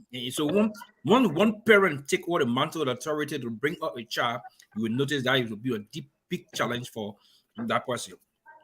And Lawrence also mentioned about how do you call it, the time, this other person putting their own discipline in it, and the other person putting their own discipline in it, and we'll call it conflicting Okay. parenting styles. And Lawrence mentioned about it. That's conflicting parenting style.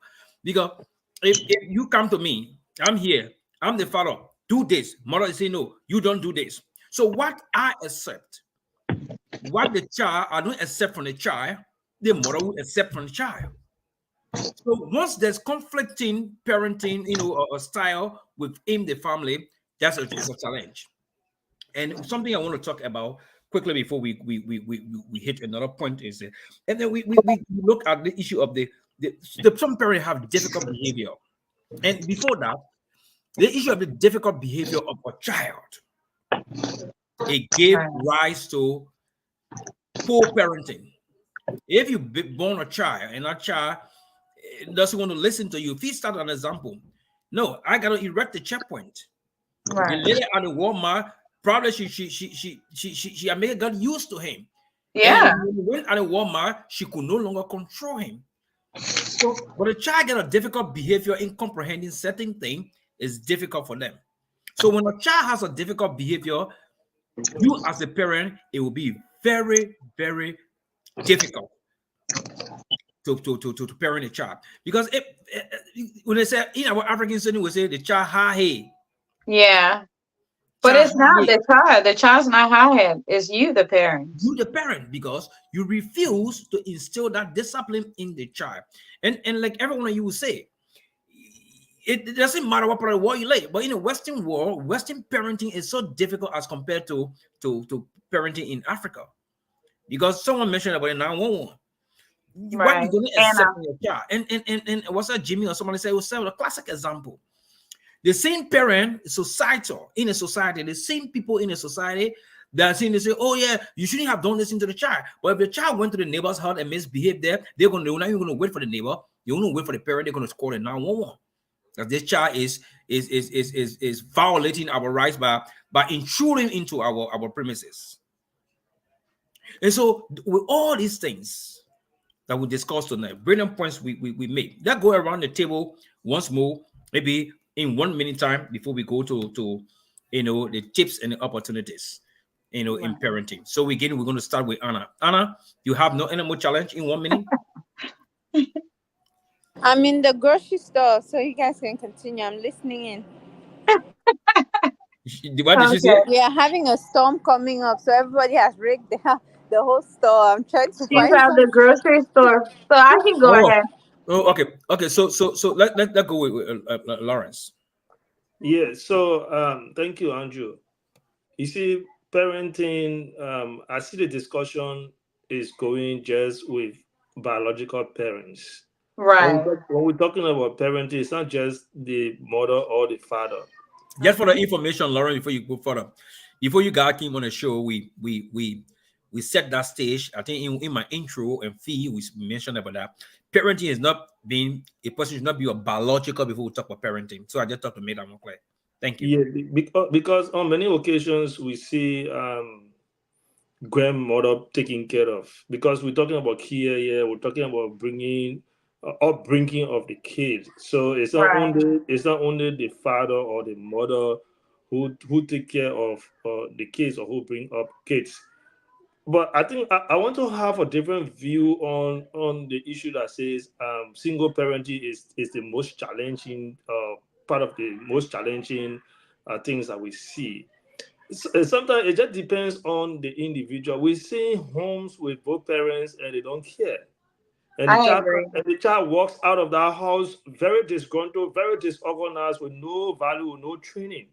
And we also have seen single parents struggle with our kids to make them better people in society and in the world. So sometimes, yeah, I mean, I know it's a serious challenge for a single parent to take care, but it's not like it's the most challenging thing, especially you want to give it up both parents having good care and taking care of their kids, and they coming up better as compared to a single parents. In fact, there are most single parents who take care and upbring their kids very well as compared to most of the homes we see. You see both parents. Besides that, one of the major challenges I want to mention is this issue of environment. We all talk about the environment. In Africa, if you see my child somewhere and you know that place is not safe, he or she is doing something disorganized. In Africa, you feel we discipline that child right away. And then the next thing you see, I will say, oh, thank you for taking care and thank you for doing this and this, that, because we support each other, we help each other to discipline our kids. Outside of Africa, in the West, you don't see that. In fact, don't even try as an outsider to try to discipline another person's child. It's a huge crime. It's a very huge crime. It's something big. Somebody, if it's not because of relationship, somebody will call the police right away, or even the kid might call the police based on their age at the time or their understanding. So sometimes parenting, it depends who parenting the child, and most times in the parenting activities that we'll carry out, the issue of how even the parents came out could be a challenge.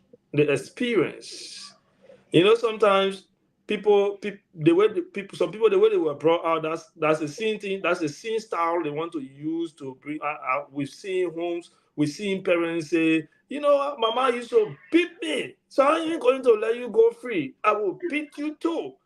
Those experiences we had growing up as kids and eventually turning to parents, we sometimes move along with those experiences. We try to apply them because we think at the time it's the best thing that happened to us, and then we want to instill it in our children. Lastly, our lifestyle. I mean, you can be parenting the kids. You can be telling the kids, say, you know what, to do this, it's not good, to do this, it's not good, but you, the parent, right in their faces, you are sitting there and doing the same thing. How do you even expect that child to believe that this, what you're doing is correct or not correct? Sometimes, like we experience most times, if you send a kid to buy alcohol all the time or cigarette, I've had experience like that before. You say, oh, can't go buy my cigarette. The person buy it the first time, the second time, the third time, the next one, the person will say, what is really inside this thing that this guy always send me? Let me try it.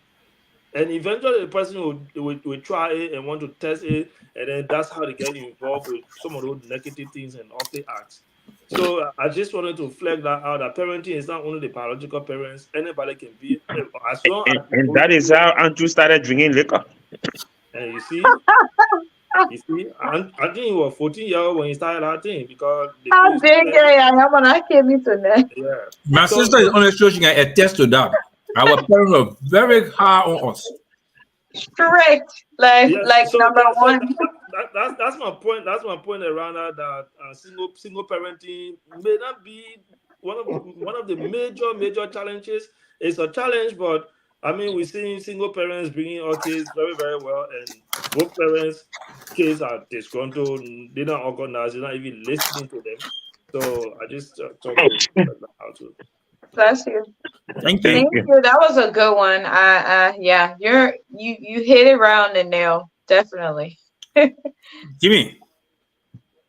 Oh, I thought Dennis was going. Oh yeah, you're right, Dennis. Sorry. You see, Dennis, didn't forget about you. I got it. We got a question. That meant dinner break in that place. We still in our darkness. Yeah.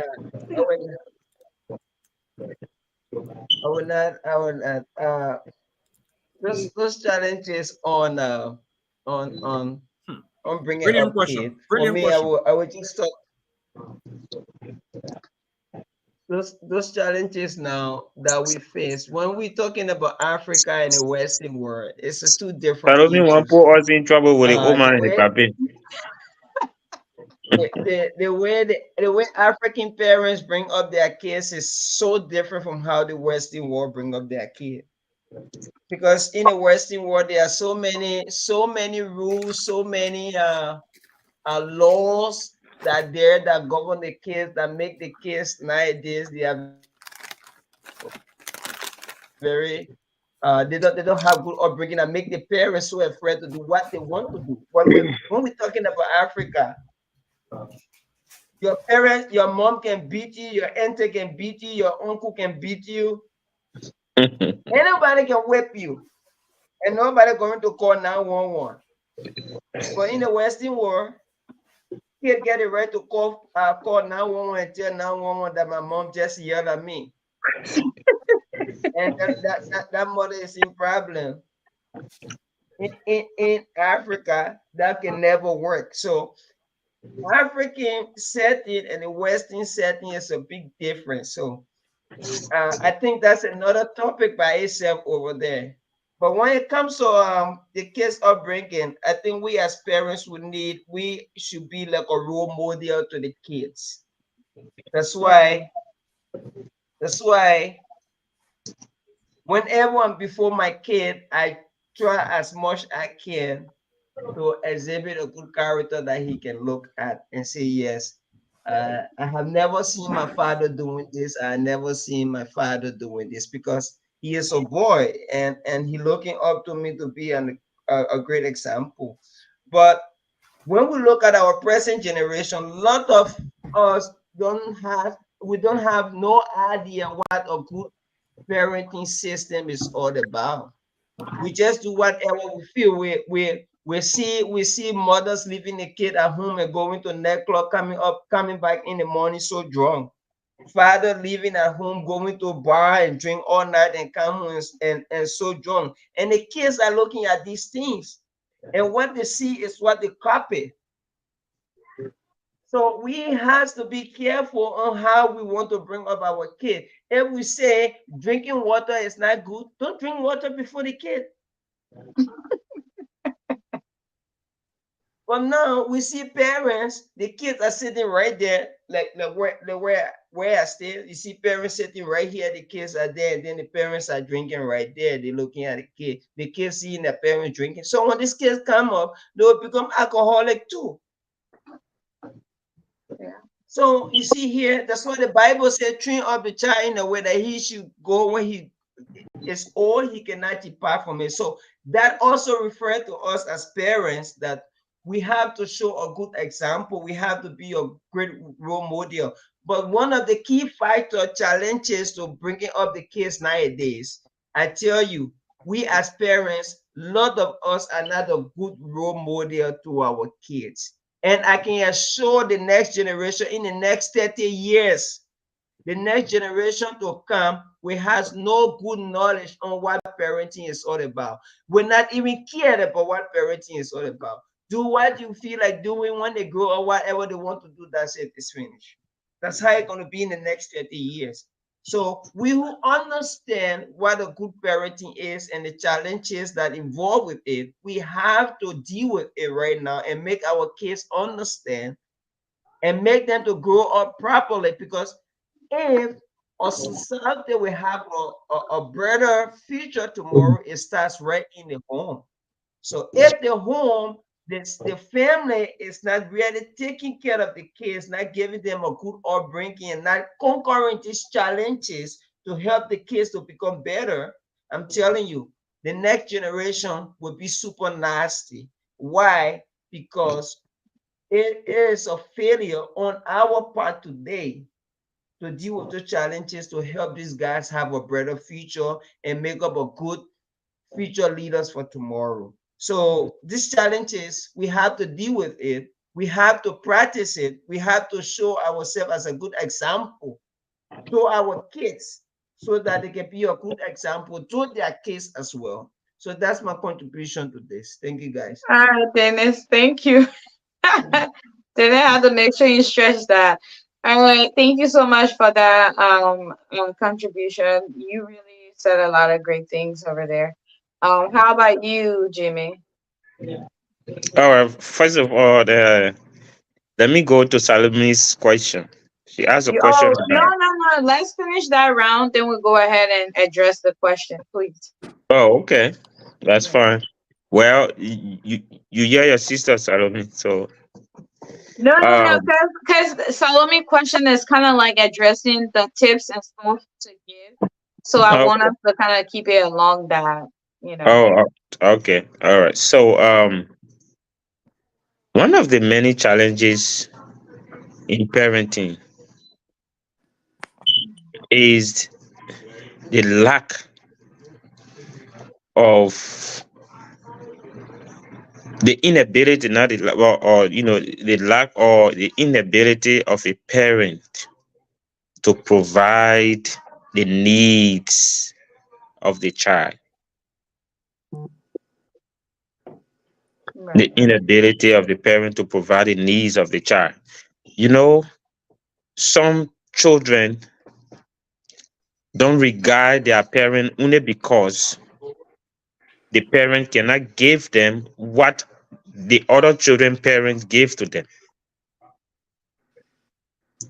And that is a serious challenge to the parent, especially when that child is under pressure and is not willing to listen to the plight of the parent, or to see the condition of his or her parent. Right.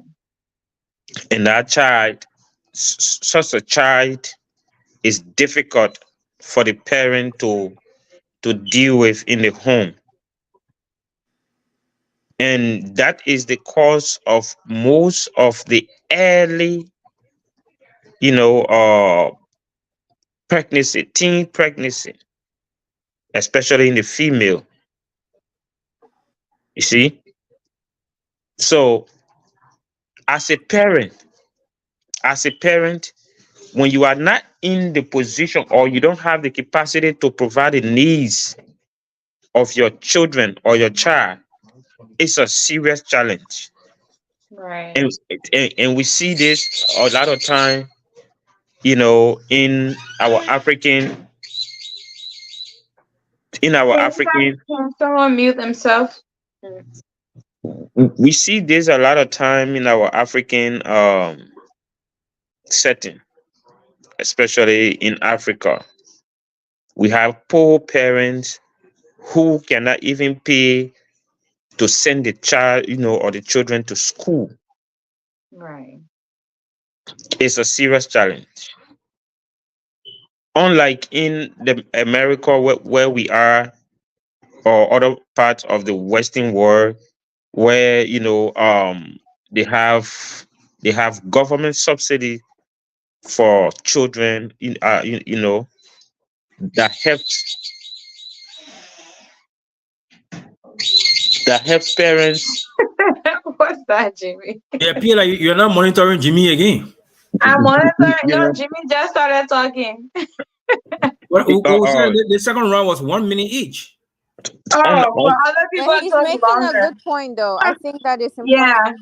He's making a really good point. unlike in the modern world, don't mind Andrew, unlike in the modern world where the government subsidize care for children. For example, they have child insurance. Okay, if the Right. parent cannot afford insurance for their child, you apply for government, or I call it subsidy for the child. All right, the government will even give you full stamp to take care of the child, or if the baby is young, they call it WIC, right? Fee. Oh yeah. I You still see, got weight, guys. there you go. So these opportunities are not available to us in Africa, are not available to parents in Africa. Okay. Here, how to call it, they have public schools that are free and up to standard, like just as the private schools are, and the children go to these schools free of charge. In Africa, even government school, at some point you got to pay, and the government school, is not up to standard, as compared to the private schools. So these are challenges, this is one of the challenges of, how to call it, of parenting, the inability of the parent to provide the basic needs Right. of the child. I'll stop there for now. Thank you. Great job, Jimmy. Thank you so much for the point you just raised. So we want to go to Anna. Anna, we didn't hear your take on this one. You want to say something before we go to Miss Fee? I'm at So the we can. store. I just don't want to disrupt. Oh, oh, okay. Anna is still at the grocery store. Oh, okay. Sorry, I forgot. I thought you were already home. Okay. So, Miss Fee, guys, everybody has spoken on this issue. We want to go to you. So we talk about What will we you just not talk about forget? the difficulties. We want us to start discussing the tips and then address. But first off, let's address the questions that were raised, by Salome. Let's address that question first. We're going to get each person maybe 45 seconds. Miss Fee, you keep the time. So they start. Don't be biased on the on Can Jimmy. we do that question when we're giving like tips or like Okay. some of the struggles? What Okay, do no you problem. think? But Yeah. it could be, but We have said that already, but Andrew keep going behind, how to call it, behind the scene. Every time he cut his camera off, nobody know what he does behind there when the camera is off. That So curtain when I'm behind there, I going will when take when out I'm that putting the curtain camera one day. off, That when I curtain put get the plucked camera out. off, you want me to be. now who that? I'm ready to fight for my family. Who that? Okay, so let's go ahead. We want Yeah, to see take Lawrence take on that one too as well. So right. so Because I think if we align it with the opportunity, we can knock everything down and then kind of give tips to okay, parents on, okay. So handling let's that. discuss the opportunities in just 2 minutes each, and then we go to the Right. tips. Then we will conclude. Okay. Okay, Um, your fee. who's You want to starting? start? You want to start with the opportunities? Who, me? You. I think some opportunity that parents could that comes with parenting is the fact that you're giving this huge opportunity. I remember before I started having kids, when I used to daydream about being a parent, I always feel like I'm like, wow, I'm gonna be part of creation. I can't wait for that process. But then when I had my first child, I didn't realize how much like the amount of responsibility that comes with that, especially when that child is 0 years old. You're afraid because you're trying to figure out how this child gonna survive in such a world that's like so huge and there's a lot of like germs. I'm afraid that he's gonna my own clothes because I was breastfeeding, right? Like I'm thinking the germs from me is gonna make him sick. There's a whole lot of things that come with it, and the opportunity where you really get in tune with as a human being to really understand, wow, I'm placed on this earth to do a greater purpose than just living and going to work and coming back.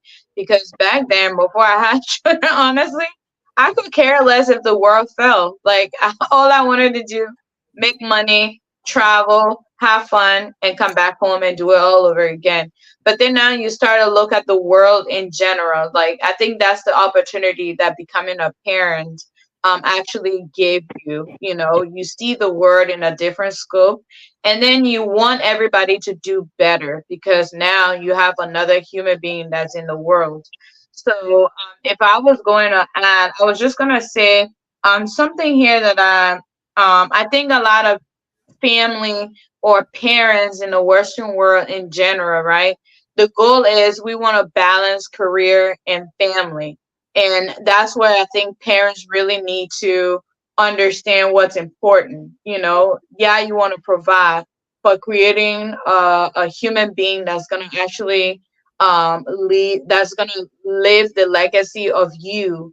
That's what I think the opportunity is for you to create someone and creating someone that's actually going to live after you, that represent the things that and the value that you stand for. I think that's a great opportunity when you become a parent. Another thing is like you really um get to associate with other parents. You get to learn other tips and things, how people are surviving in the world. I will tell you, I've learned so much about saving since I had children than I ever did when I didn't have any children. People offer information to you once you become a parent. Like they're willing to share certain information with you that you may have never ever known, because they'll be like, oh, you don't understand what's going on. So I think that's some of the opportunity that I, as a parent, that I think comes with parenting. And I'll just stop there. Brilliant point. Brilliant point. Let go to our brother Lawrence. Lawrence, you are muted. Yeah. So we're talking about opportunity that comes with parenting. Yeah. The first opportunity I see is your preparation. If you are prepared adequately to parent. When I say preparation, that means you are capable now. You did not just have a child because other people are having children. You were Right. prepared. This is something that was stuck in your mind. Maybe you and your partner, or maybe even individually, you say, "I'm ready to parent." That's an opportunity that comes with parenting, because you are prepared. You know you are capable. You know you have the time to parent a child.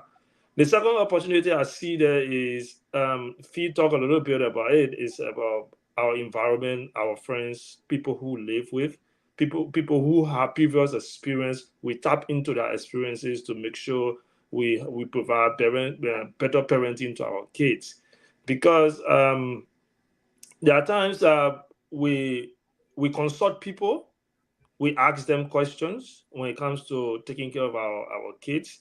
And even more than that, there are people who will help us, who will provide some space and some time for us to even help to parent our kids. We've seen that happen. So the people that we interact with, people that are around us with the adequate experience, is an added opportunity, is an added value when it comes to parenting.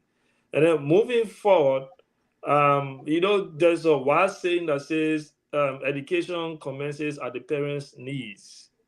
Right. For every word spoken to the child, it developed the child to build their character. So sometimes in parenting, you think that the child is small, or they stay don't understand a lot of things, but some of the words you say, some of the things you do, will help to create them, will help to develop their character along the way.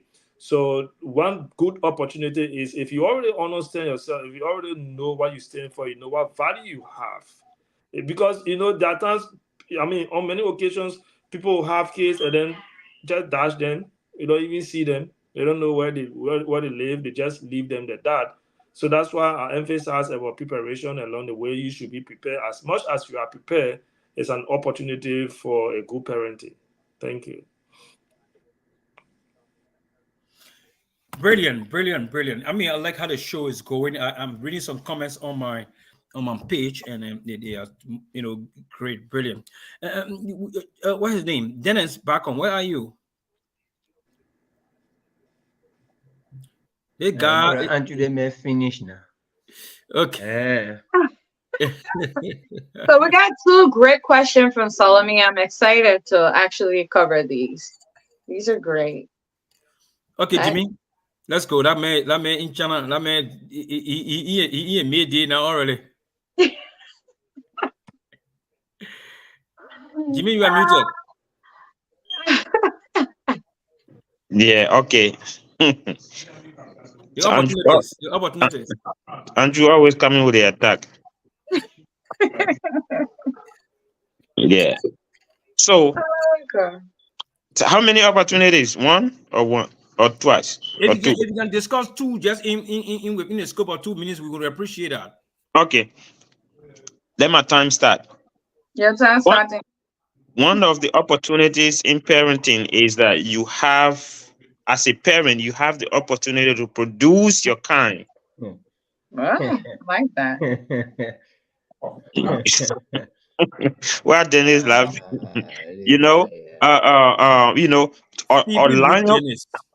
Lion begot a lion. All right. So, as a parent, when you have a child, what you want to do is you want that child to be like you or be better than you, so that you can be proud of of them tomorrow when they become someone better in the society. Oh, I can only imagine how the parent of Joe Biden feels right now, Right.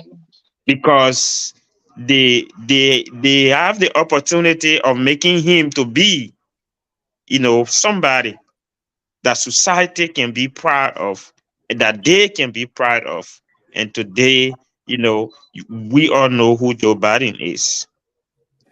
We all know who Lawrence is. Lawrence parent, we are being proud of him today, where he is. I call it fee parent. They had the opportunity to mold her to be the woman that she is today.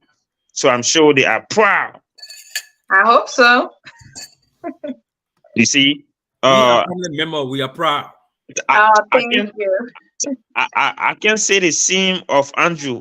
I can say, yeah, because I don't trust that brother. I don't trust the brother. So that is just one Lawrence the man is opportunity. attacking you. You're not saying anything.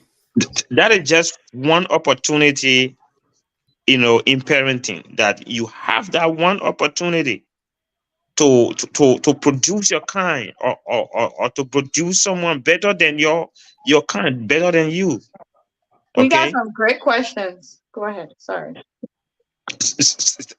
Let's allow me know that all the Chinese questions that are coming here tonight, she has to pay fee Your when time's up, brother. okay, and then and, and then another opportunity in Yes, sir, parenting. your time is up. Your time's on easy. Oh, my time is up. Okay, that's And fine. you use your time to talk to Salome. You were still on Well, your side. and you were attacking me at the same time. Go ahead, Jimmy. Dennis. I call it fee. Please stop posting Salome questions on the. You know, you No, know, you we're know, about you to know, cover our you questions. Dennis, know, go ahead. you know the way you guys structure the show right now. Okay, Some okay, of let me us, hit my point. no, let me say this. Some of us we love to counter, and Yeah. and No, if no, you no. No, have no, if don't the, use my time, please. Don't the use show my for me, time. I'm begging you. No, hold it Guys, there. Your Hold it time there. is Wait. the not show yet. making Hold sense. on. The Dennis, show hold it making there. sense. Hold it there, Dennis. I like Dennis, to cross no, talk. Dennis, hold it there. Hold it there, Dennis. Lawrence, you are making a brilliant point.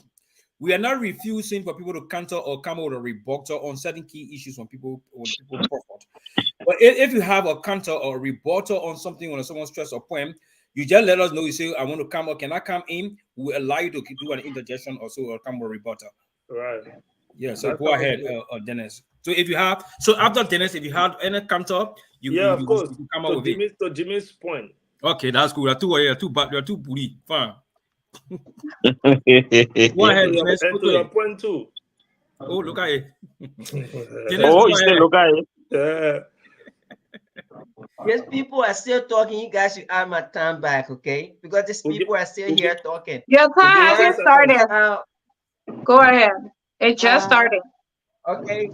One of the opportunity is for being a parent is to be proud of you bringing somebody into this world, somebody like you, and the greatest opportunity is to see that your own kind taking care of you in return.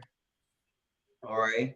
The person who you give breath to, the person who you raise up. That's why we need to raise up good people, because the opportunity in raising a good people will come right back to you. Like, this person will take care of you. This person will be able to look after you when you no longer able to take care of yourself. So that is one of the greatest opportunity in having kids, because your own kind will take care of you after you have taken care of them. But the thing here is, I want to stress this point. It depends on you as a parent, how well you will grow up this person in order to be able to take care of you when you're no longer able to take care of yourself. That's one of the great opportunity in having a kid, because nobody kid will really take care of you like that, except it is a God blessings. Okay, but when we raise up our kids and give them the best that we can mold our daughter, our sons into brilliant and talented people who are fit in the society to be able to return those blessings back to us. That is the greatest opportunity you can ever have as a kid, as a parent. And that is what makes you a proud parent. All right. So the opportunity here is not just about having a kid, but in return, what comes after you grow them up.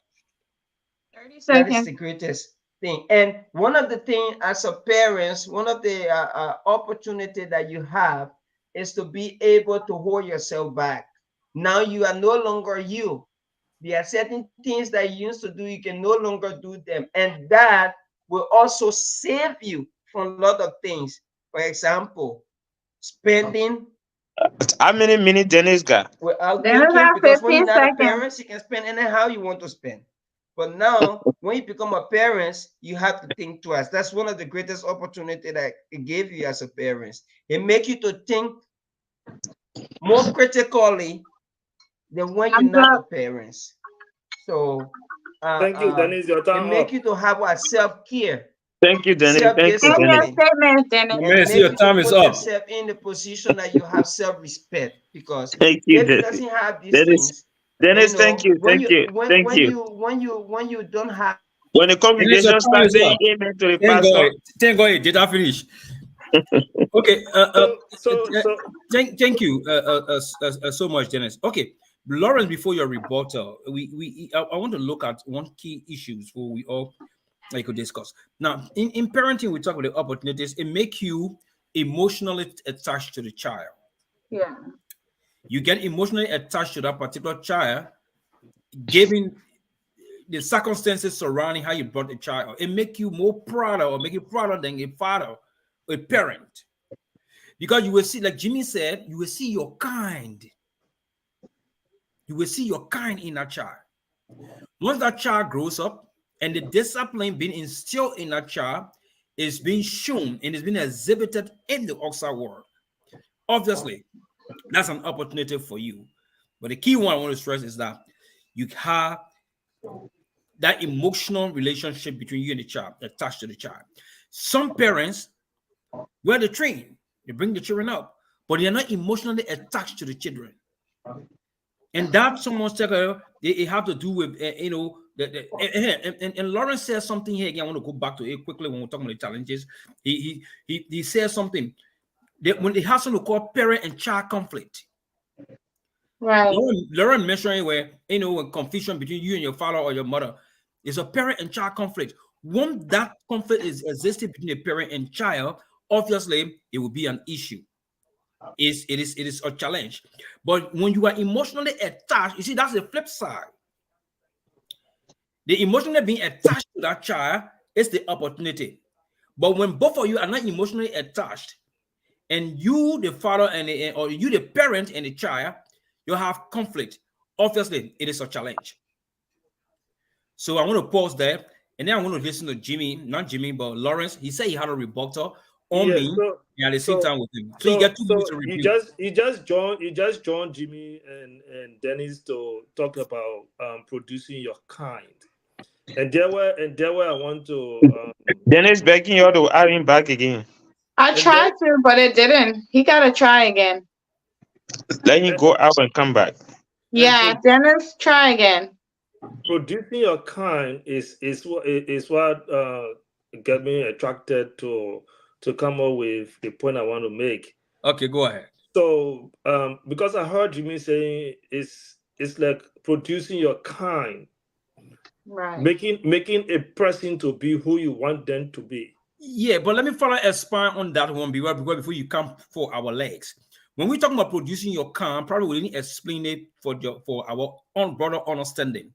But producing your kind is that characteristic that you have, that intelligence, that kind of person you are, is that kind of person. Kind of like your legacy. Your legacy. Yeah. And I understood the point. I don't know why you're jumping into this thing. I would not come for your neck. Okay. I'm just trying to provide clarity. So what I'm trying to say is, All right. of course, when you begin to discuss, let's discuss. You guys are discussing and narrowing the discussion on a good parent. And that's Right. why then that's why I see you guys going the way that everybody, all the parents, they are good parents. So once you're producing your kind, if the parent is a drunk, you're producing your kind. If this parent is a thief, you're producing your kind. They So are though. yeah, so for me, I know usually we'll discuss the topic based on good parents, even though we're not saying bad parents or good parents, but generally we know the focus will be on good parents. But let's go with the issue of the good parents. For me, what I see, because we know that there are parents, there are times that you train your child, and then what guarantee do you even have that our child going to remain with all the value you instill in them moving forward? Right. We've seen parents train children along the way, and at the end of the day, they begin something very different, very very different. So in my mind, I think the best way to put it, Jimmy, is to say, you know what, to help provide direction for the person to be who they want to be, because yeah, I said sometimes we say, you know what? No, that is school you go to. The child said, no, I want to go to that school. That is school I want to go to. He said, no, that is school you want to. I want you to go to because I want you to be this person, or this is a career I choose for you. Go this way. Now the child goes there with all the bad feeling, and all they do is because they want to satisfy you, they go there and not even paying attention, not doing the right thing. So I think the best way to put it is to say to provide direction to make who you want to be. Because at the end of the day, the person becomes who they want to be outside there. You're not going to control it.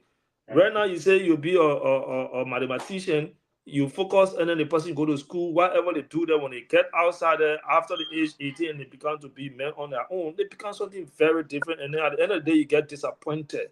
And that's the point I wanted to make, that helping Okay. to provide Well, direction. can I say something really quick? So That's a so great point. That's a great point, Lawrence. But remember, we're talking about like the opportunities that comes with being parents, and so then we're gonna go back with like the challenge, not challenges, but what like some of the things that parents are struggling with, and that's where I so want to also target these questions that are coming in our comment section. You all right. know, So and that will be some of the challenges that you just addressed, Lawrence, because Yeah, definitely there are bad parents. of And course. we can say here, we say, oh, the rainbows everywhere and colors are purple and pink, and we're happy, right? But we all can attest at some point of our lives, our parents were at some point bad parents. And they learned something along the way and then changed their ways. So I think it's safe for us to start addressing some of the questions so that way, for the sake of time, because I know some of you so guys want to leave. I don't work tomorrow, but hey, I think I think it would be good if I respond so to Lauren, all right, yes. go So ahead. Go ahead, then we can address the question quickly.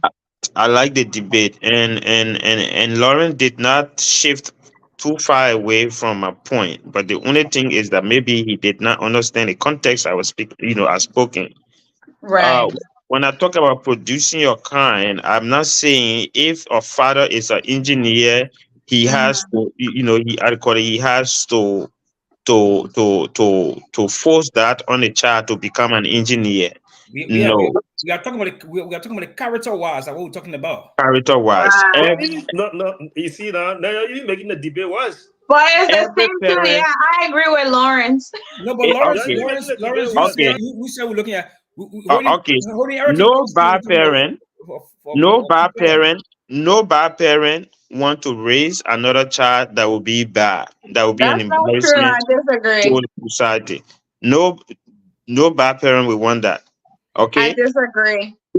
even those kids that were born in the ghetto, their parent, their parent, some point told them, don't make the mistake that I'm making. Okay, so like Lawrence said, they providing direction. They redirecting that child away from their mistake. All right. So when I say to produce your kind, I'm not saying career wise, but what I call it, what I'm saying is is you want to bring that child up in a way that you as a parent tomorrow you will be proud of them. You know, Okay, guys. Now, yeah, now I take that, but producing your kind, no, I don't take that. Okay, can we address You the want to be question proud for as the a sake of parent at the end time? of the day. So generally, your mindset will be the purpose of this training is to make you a better person, not necessarily Yes. to take my character or produce my kind, but I want to be proud of you at the end of the day. But to play a devil's advocate, your kids are the image of you, right? Definitely. And then they anyway, learn let's go to the behavior. next. Yeah, Okay, let's go to the let's question. go to the next point. We So, will give so you the, we'll look at this one. Yeah, go ahead, Miss V. yeah, so the next point on here, which I think these questions align with, is what about parents that are struggling? And these are some, and I'm glad that we got these questions so we can address this, right? The first question I came up from Solomon. Shout out to you. Thank you for being so interactive with this topic. I enjoyed all the questions, and these are some of the questions I have too as well. How do you deal with the parents that abruptly want you to do something in front of people that wasn't prior planned? As a child, should you refuse or just do it just to please your parents? Can I start? Because I'm Yeah, we start. Because it's a question, you just need a response, a quick response to it. So a minute. right.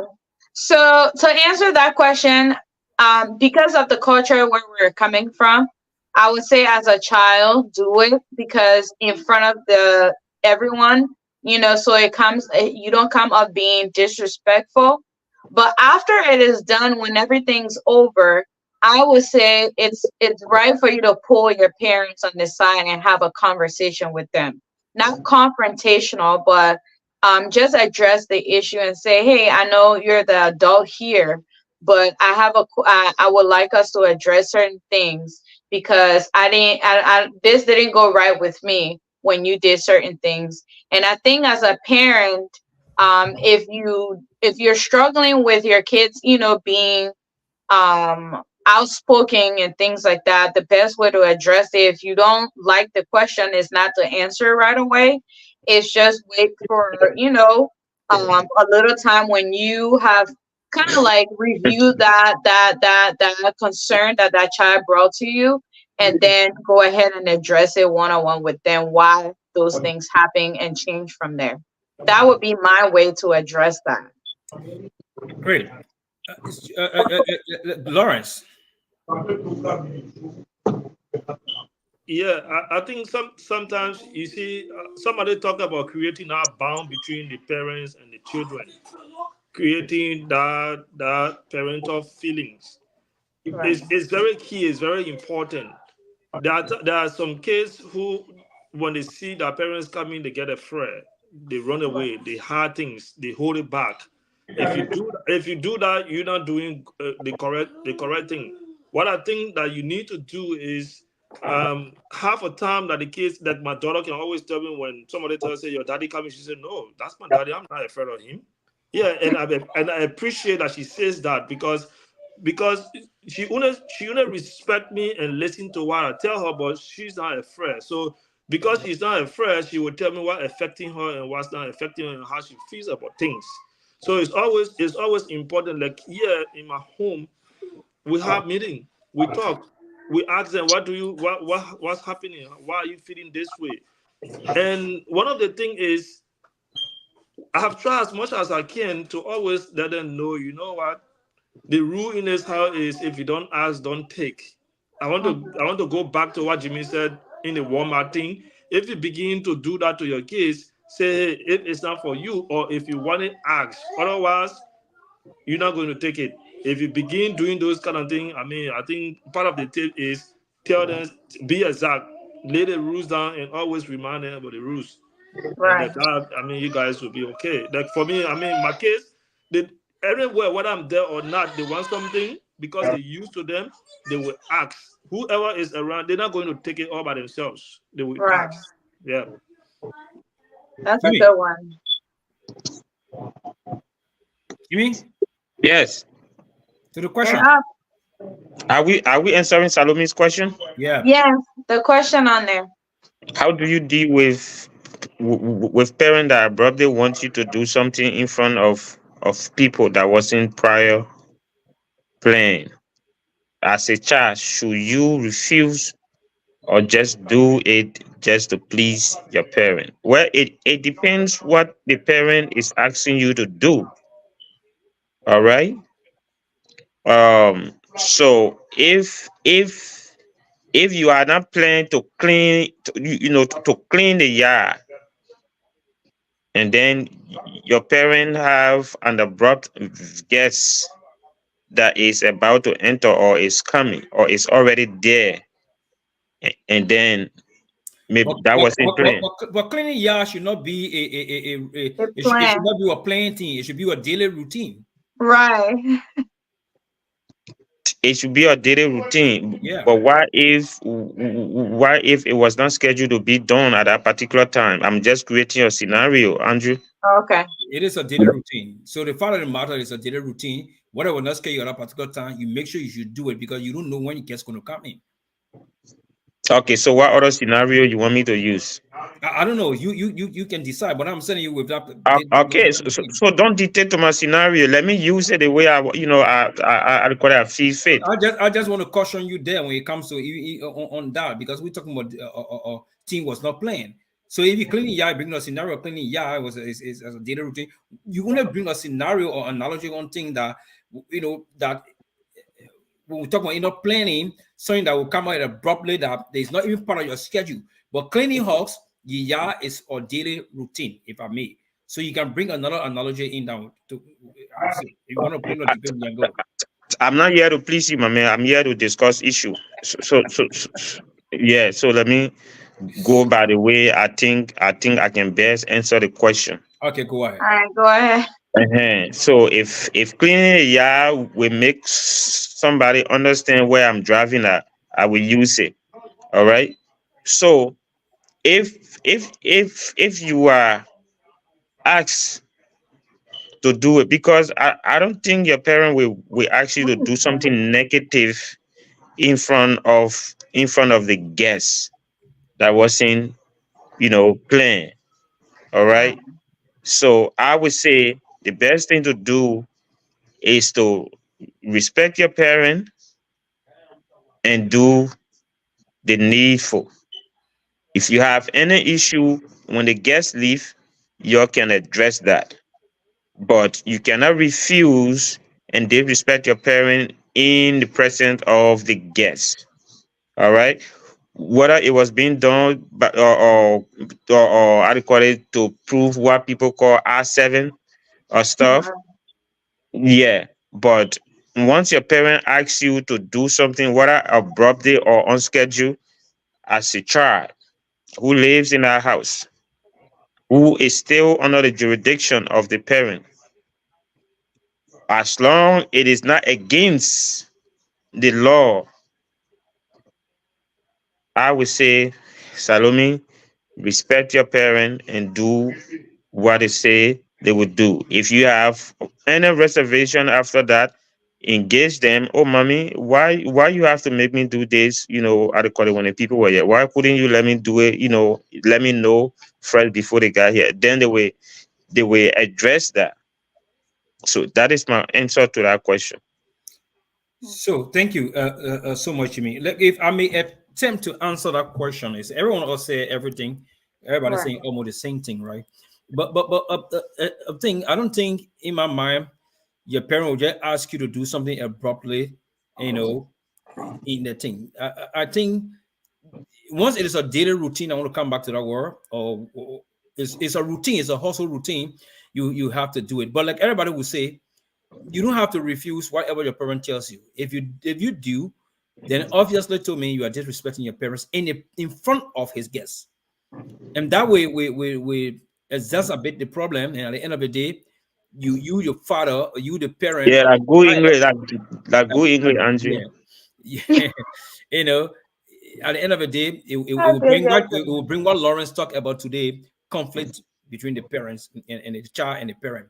So to avoid that, do the best you can, and then at the back door, he said, "Oh, mom, dad, what you did, for me, I don't think was necessary at that time. Even though I was not in the rightful mind to do it at that time, but the way you pushed me to do it, I have to do it because I didn't want to embarrass you. That would be good. But abruptly refusing, for me, it was not a good thing. That's a take I want to go on onto that. You got another question on the ask that again quickly? Yeah, we have a lot of questions. I got a point to make too on that. Yeah. Okay, go ahead. Yeah, so that I think initially somebody said it depends on what your parent asking you to do. We know there are times maybe for some reason, I don't know, maybe they will ask you to do something, especially so you're a child and then above. Let's take for instance maybe in the West. In the West, once you are above 18, anything you do, whether your parents send you or who send you, you are held accountable for whatever you do. So if you are asked to do something negative, and then at the end of the day, you're not going to call, you're not going to police station to say that my mom tell me to do it or my papa tell me to do it. You're going to answer question for yourself. So it's always prudent. It's always important to ask questions. Sometimes you don't necessarily have to say no, I'm not doing it, or refuse automatically. Maybe just the questions you pose is very necessary to want to know why are you asking me to do it, as compared to saying, okay, let me just do it because I'm a parent or I'm a mom or I'm a father, or if I don't do it, they feel disrespectful. It's important. It's important, especially I'm making a point to where the person is no longer a kid. Maybe you're above 18. Maybe you're above 18, you can make your own decision. But it's always important to ask them why you want me to do it. Of course, there are some positive things. Don't forget about the negative ones. There are some positive things on children. When the parents ask them to do it, they want to know why. They want to ask why. Especially the world we live in now, the society we live in. Sometimes they are anxious. They want to know, not necessarily because they don't want to do it, they want to disrespect, but they are anxious. They want to know. And in our setting right now, the moment kids and parents are having exchanges, somebody see like disrespectful, being disrespectful. Though sometimes those kids are just anxious, especially those ones that we live with right now. They want to know more. They want to dig deeper. So asking questions and wanting to know why you want me to do it, I don't see it as a disrespect, honestly. Okay, thank you. I agree, but I just think it depends on, like, if you have a guest, you will want to do that after your guests are gone and ask your parents. It depends. Let's just say a parent says, there's a project that someone's doing. I'm just going to give that example. And your parents know that you're able to do it, but you're doing something at the moment, right? So that's it for instance. I call it. So that's it for instance. You in your parents' house, okay? You have your own room, and your parent receive an emergency guest. I call it. They say, "Oh, Salome, I call it. Please, I call it for tonight or for the next 2 days. Please sleep with with your small sister in her room, or with your big sister in her room." So that the stranger can have the room until they leave. I will also beg to differ on that to you on that point. It seems the topic's trying to go in a way. So I'm going to narrow it to the Western part too. In Africa, fine. But in the Western part, no guest will just go to somebody's house without calling and say, "Oh, I'm coming there." So you, the parent, for you not be able to plan for your guests, that you kind of inconvenience me as a child in my place. I mean, no. Andrew, Yeah. Andrew, I don't know where you're coming from. Okay, so let's say it's an emergency. That's why I use the word emergency. What if I call it, you got stranded at the Okay, giving place that part, I didn't where hear the emergency situation into it, but giving that part of the emergency, I think it sounds better on that. But yes, I mean, those scenarios, those examples you gave in, that are just the good examples you gave in. That every child will want to obey their parents because of those good examples. I know. What about something that is harmful? Because some parents will give instruction that the child, he or she knows that is harmful. It's something that will hurt them. You guys, let me finish my scenario now. I call it, and Lawrence, that Lawrence, always the child should do it. Lawrence, that is why. I call it, Lawrence. That is why I said from the beginning of my previous statement, I said once it is lawful. Because if it is harmful to you, it is not, it is not good. Guys, I think you guys are digging too Okay, deep into this. Can I okay. finish my scenarios that I was giving before Jimmy cut me off? Before you come in, I beg to take a break on the show now. I got something doing. Okay. Now. What you So, but get let going me. today? No, What I'm you not get going going out. today? That's something I After want to do. 11. Yeah, that's something I want to do. Jimmy, leave So that man alone, man. My if man, I go for don't a do it, tea. that's Go for a tea break. Go for a tea break. look at it. Hold up. I'll credit to you. But it was a great show. It was nice, and we hope maybe we can meet next time to further Let's go to expand on Salome things. next We question, can, we can do please. part two Yeah. on this one. But it was a great show. Thank you, God, and I will see you again on Saturday. Thank you. Thank you. Guys, so what I was trying to say is there's a scenario where let's say your parents know that you're able to do a project, right? And there's a guest that came in and they know that you're really good at working with the computer programming or you know how to do an Excel. And they're telling their friend, oh, my daughter or my son know how to do this. Let me grab her to come, or he or she to come and do it. I think in that situation, that is kind of like something that's not planned because they have something else they're working on. In that situation, I honestly will still say, I would still do it, but I would still approach it the same way. I would do it and then later on have a conversation with my parents and say, hey, I understand that you trust me enough to do these things when your friends or a family member requests for this. But I think it would be appropriate as planned in the future so that way I don't go back on things that I already have planned doing. That's what I would do, I think.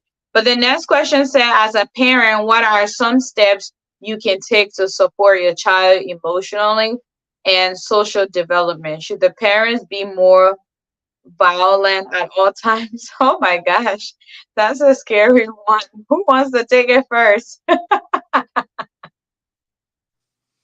Yeah, so you talked about support. What are some of the things we can do to support our kids? Yeah, I said initially, one of the first thing is create that bound, create that relationship. Don't create fear. right. Otherwise, you're not going to get anything. If you Well, create what are fear, some of those steps though? That's the steps we want. Like, what are some things like if I was a parent doing that? Like, how do I support my kids um emotionally? yeah, so that's what I'm saying. I mean, the steps are many, depends on who providing the direction. Right. Because the reason why I kept emphasizing on creating a bound, there are some homes you're not going to provide any support to that case because you guys have nothing in common to discuss. The case is not coming to you with anything. In fact, if you see them doing anything, the only thing you do is you want to shut them down or either call time off on them. So I Right. think one of the best way is to create that space and that bound, that intimacy, that relationship should be between the both of you. Like that, the both of you can discuss always. The person can tell you exactly how they feel about things and what's happening emotionally. Now, even right now, I have similar situations with some of my kids, Right. especially reports coming from outside, report coming from school. This is what's happening, and the rest of them. One thing you should look out for is the way the kids behave from is different from the way they behave outside. Right. It's very different. So you should always check for that. That is why it's good to get feedback from other people out of the school or social worker or some friends. They will tell you when they tell you, say, this is what your child says, do not come automatically and say, no, I know my child because in the home they're so sweet. Everything you tell them, you see them, they're very polite. But outside, do not say, no, they did not do it. Always try to listen for outside, for how they behave outside, and then you can engage them. So what I do is firstly to understand from them what happened. Right. Because most times parents, the moment they get the information, they're ready to react. Yeah. I think So that's an African mentality thing. yeah. So I think the next thing to do is sit down with them. Let me tell you something. There was an instance in the school. The teacher said my kid, something the person did. And then, of course, as a parent, sometimes when you receive the first-hand information, it gets you disturbed. You get disappointed Yeah. in the information that coming. But sometimes the way they put it is just very different from what happened in the school or to wherever the child is. So when the child gets home, then I ask, what really happened? So and so happened between you and the teacher or your friend. What really happened? And the child begin to explain step by step by step by step. Then I say, oh, okay. That's why she just said, she did not explain in detail. She just boom. Only the reaction from the child she gives. So then I wrote an email and say, oh, the child says, then they begin to explain. So, oh yeah, from the initial stage, this is how it happened, that is how it happened, that is how it happened. Otherwise, I was taking that information and the moment the person come and say, you did this in the school today, you'll be punished. This one will not happen to you. You don't get this, you Right. don't get that one. So the Not first be thing is, reactive. yeah. So the first thing is ask them question, and then if they explain what happened, you can further probe in and say, why did you do it? Why did you do it? Like for my son, he always say, if he tells his teacher, say, this person bullied me or this person did something to me, as much as you do not take action or you did not say anything to him, he gets so frustrated for that whole day. No matter what you do to him, he's not going to say anything to you. So when you begin to pop in, when you begin to ask these questions, you get more clarity and you begin to understand the child behavior more. So in terms of support, when you understand why the child does that, then you can begin to say, okay, moving forward, the next time somebody says something, the best thing is go tell the teacher. The next thing Right. is tell the principal. If you can solve it there when you come home, talk to us, we will report to them. And it's going very well with us. It's really, really Perfect. helping us. Yeah. So that's one of the ways to support the child because for them they think that sometimes the moment you hit on a child, the next thing they want to do, they want to react. Right away, they don't want to go anywhere to say anything. But if you begin to Right. tell them anything that happened, whether they're in the school, outside, report. Even here among their siblings, I tell you, say, when this person says something to you or hate you, do not hit back. Do not say back. Come and complain. And then, Right. I think that's one of the steps. That's one of the way you can support them. Talk to them politely. Okay. Yeah. Jimmy, what's your take on that? You're mute. I think you're muted. Yeah, I was muted. As a parent, what are some steps you can take to support your child emotionally and socially? Emotionally and social development. Should the parent be more violent at all time? You No, know, absolutely not. let me start. Let me start with the violent issue part. Violence does not solve problem. Yeah. It escalates problem. It make it bigger. So, as a parent, don't use violence to solve problem. Yeah. We used to say when you let the child to get used to beating, they're no longer afraid to do wrong Oh yeah. because yeah because they will say when I do it, all they will do is to beat me. Yeah. So, but the first step to support your child emotionally is to what the identify what the cause of the emotion. What caused the emotion? Right. Without knowing the cause, you cannot solve a problem. In conflict resolution, they say you have to identify the root cause of the conflict. Right? How to call it, Lawrence? You guys are Yeah. you are You're muted, mute. Lawrence. You're muted. Yeah, you got to deal with the root. Otherwise, it's going to Yeah. continue to happen. Yes. Right. So if you identify what have caused the child to go into emotional or feeling, then you are able to redirect them. Okay, you are able to redirect them. You know, redirect them. I call it almost like we who deal with mentally challenged people. Okay, you see somebody, they crying, they want to do something. you go to them. First thing, you identify with them. Right. Make them know that you understand what they are going through, and then you redirect them to something that they love to do. Simple psychology. I want you to keep in mind African parents. Yeah, to African African parent, African parent, and then that's one of the tests. That's one of the tests that come with parenting. It either tells you whether you're a good parent or you're a bad parent. Right. And the way you handle it, it will either tell people who know to classify you as poor parent, classify that as a poor parenting or good parenting. But the first thing you have to do as a parent, the first step is to identify what the issue is, what the challenge that this child is facing at this time, what is causing you to look sad, you Right.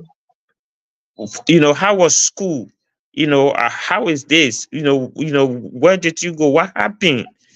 You have to use strategies to make sure you get the cause of whatever feeling that child have gone into. So the first step is to identify Mhm. the cause, and the second one is to sympathize with your child. Right. Okay, don't yell at them, sympathize with them, let them know that I'm sorry, these things happen, I understand how you feel. When you tell somebody that you understand how they feel, that means you are putting yourself in their shoes. And then once they know that you are there with them, then they start to loosen up. Oh, I'm not alone. All right. So those are two steps. Now, how do you support them? How do you support their social development? Okay, how do you support their social development? When we talk about social development, for example, education is part of social development, right? Right. Financially supportive. How do you support your child's education? It goes beyond just paying the school fees. Right. You know, I call it. The child comes home. How was school today? What are you struggling with? Do you need help with the math? Do you need help? With the physics, with the chemistry? Do you need help? I call it. Make them feel that whatever they are in, you are in support of them, and you are ready to go at any length to make sure that they succeed. Okay, so help them if they need study class, if they need tutorial, suggest ways to them that they can, that they can get over it and feel comfortable to do whatever they are doing. Right. And Okay. Jimmy, can I add something really quick? You make a Yeah. really great point there. I think a lot of parents have learned behaviors, like we are what we learn when we are growing up. And I think to play a devil's advocate on their behalf, they're not aware. Parents think by like financially supporting, they're investing and they magically, especially African, and I'm focused on our African culture, especially Liberia, because that's what I'm familiar with. We think like we paid your school fees, and magically at the end of 4 years, or whatever the course section is, when you're done, you will magically graduate. But I think it's part of development by you socially investing in there, Mhm. showing up. Instead of just asking your kids, "What do you need help with?" You said, "Oh, do you have that assignment? Can you bring it? Let's do it together." Like kind of Yeah. rephrasing those questions is very helpful. So you really bring a great point there by saying that. Yeah, Yeah. so you see, that's like you rightfully said, that's just the Western mindset. Of Mhm. course, in Africa, you don't see majority people asking this question to the kids. In fact, Mhm. eventually, because they don't want to ask this question, they don't have time, they will prefer a study class teacher as compared to they taking up time to support their kids in terms Yeah. of their homework and whatever work they have in school, and even listening to how they feel. So the violent part, you may not see it too much in the West. Is basically most time in Africa. I think the point is, does it even work? Does it even work? Is It it doesn't something? work. Sometimes it work. In most cases in Africa, it work. Like I know, like I know, like what Jimmy was saying, you beat somebody over and over, and then the only thing they know that anything they do is just beating. I grew up with some friends, and his father now, trust me, every little thing he does out there that's beating. So what he and you know, during those days when they used to beat us, they never used to beat us in our palm or whatsoever. Sometimes Yeah, No. just all over your body. they will scrape you naked. So if if he did something outside and he know he does it wrong, whether the information reaches his father or not, he will stay far on and remove all his clothes and come and lie down. And they will Oh be my like, God. what happened to him? Say, oh, you not yelling news. Say, oh, you're not yelling news. And he will break his own tie. He will say, no, I just hit somebody. I thought it came to you already to tell you because I know at the end of the day you will scrape me naked and beat me. So those are the violent part. Those ones they did not work at all because at the end of the day you say, you know what, that just beating, and he will get tired Yeah. beating you and stop And it. I just want to add, I think that's where people don't understand the American rules where it says don't abuse your kids. That Yeah, is a classic example of abuse, in my opinion, yeah, because of course, you of course. you've emotionally destroyed your child that all they know now is that. And I think it's very hard for you for I'm I gonna say grew up. this. I I think grew up with an uncle. If not Mhm. because of that uncle, today I'm supposed to be a very good football player. But I think, that thing they call football had never sounded good in that man's ears. It's always a good ball thing. Every time say, "Where's Lawrence saying go play football?" When I come, no, that day. I mean, our coming was a good start, but the guy did not like it. He says it's a good ball thing. You know, we're missing all the millions today. I mean, right. Aqua Ben a very good star and something like that. But those are the violent part we're talking about. You're Yeah. trying to pursue certain things, and somebody said that they see that, you know what, if you get involved in that thing, you're not going to be serious, you're not going to pay attention, and the only interest was come and clean up, come and wash the dishes, come and sweep, come and this, that, and that. Right. So the African part of it, I mean, sometimes because whether big person or small person, if you talk to them politely, trust me, they want to come to you the next time. Huh? I have a 2-year-old baby who enters sometimes just talk What? any way she wants to talk. Anytime she sees that woman, she don't want she's running. She's hiding herself. 2-year-old baby. So imagine a 2-year-old baby running away from somebody only because the word is said to her. She's not happy with it. So no kind words, whether it's a big person or a small child, the kind words help. It help a lot to shift the person mindset. Yeah. Right. What's the Um, next question? the next question says, oh, I missed it. It says, how can you navigate that key challenge of balancing work, personal life, parenting, responsibility? Is so easy as you guys make it sound? No, absolutely not. Can I say something on this? Um, I think once when you decide to have children, I think you have to neglect a lot. And I think a lot of parents can add to that as well. You have to actually neglect a lot because it's an investment, in my opinion. Like you're investing in your children, and at that moment, um, setting priorities. Like, for instance, Jimmy gave that classic example where the parent at the store, you know, just the kids throwing that tantrum and somebody else gave them the money to buy and she accepted it. I think most parents, what happened is because we are tired, number one, especially, and I'm talking based on the Western world, We work probably 12 to something hours of shift, and to provide this life for your children. You're tired. You're probably seeing your kids maybe the most 2, 3 hours in the day, right? Especially the parents that have to work double. And now with your kids, you're not there to raise them. You're raising them by the phone, because you have to call them and see what's going on.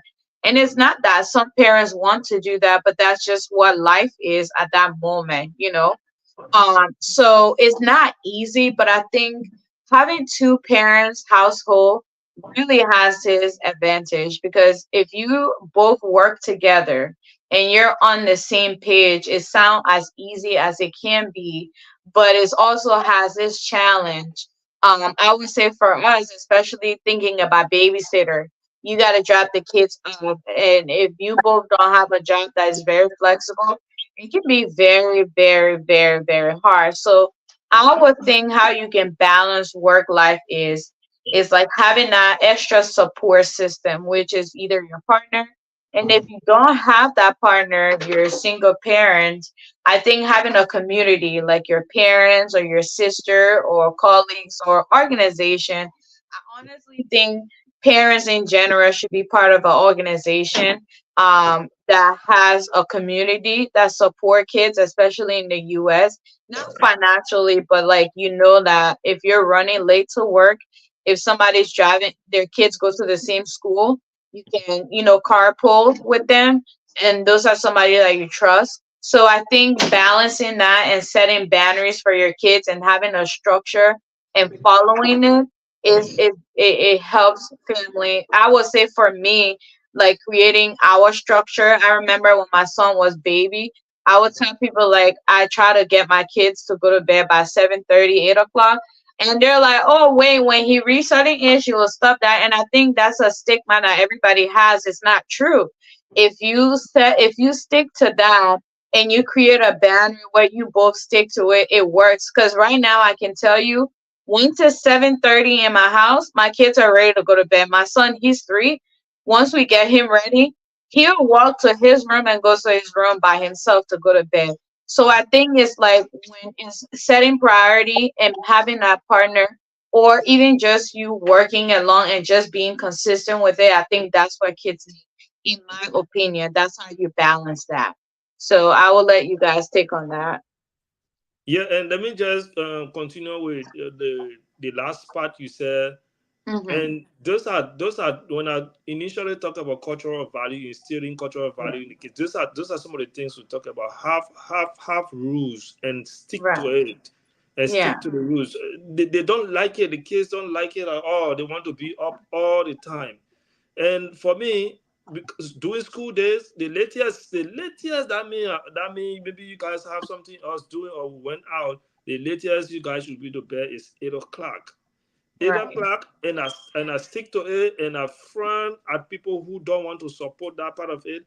And because of that, even if I tell them go to bed or not, the moment it's 8 o'clock, wherever they are, they will start falling asleep. Automatically, they will Right. start falling asleep because this is something that we practice over and over, and we don't.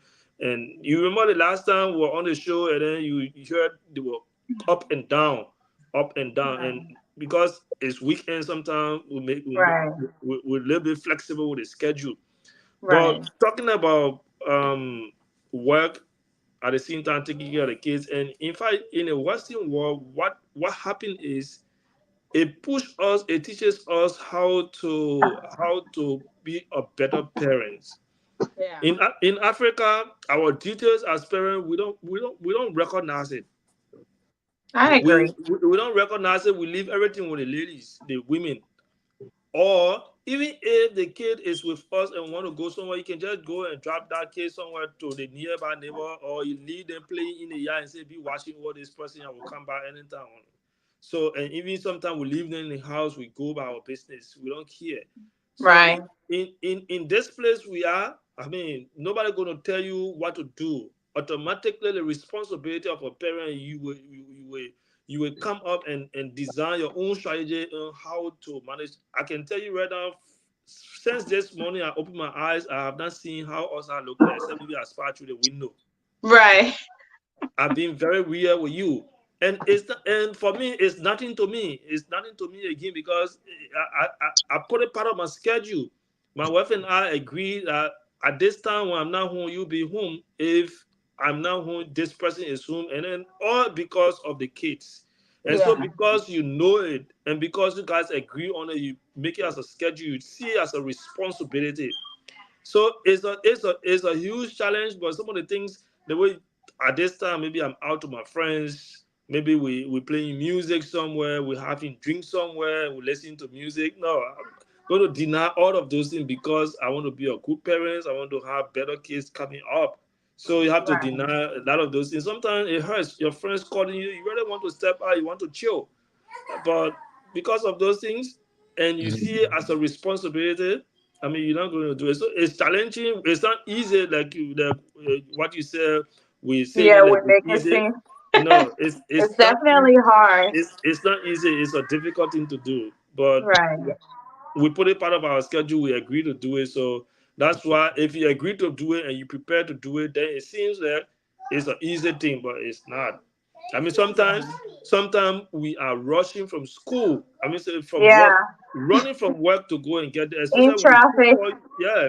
Especially sometimes when the school call you for some emergency and all the kind of thing, you leaving everything to rush there and make sure everything under control. So I mean, Yeah. it's a difficult thing, but you can make it much easier.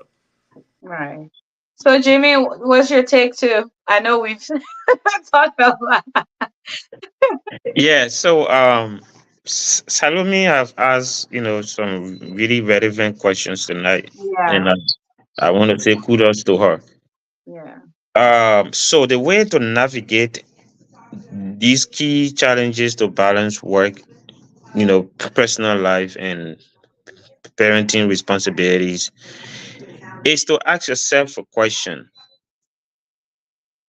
what is the most important thing in my life now? Right.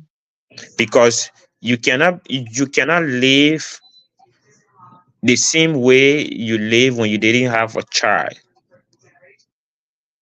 After you have a child, after you brought out another human being, you you are now passing.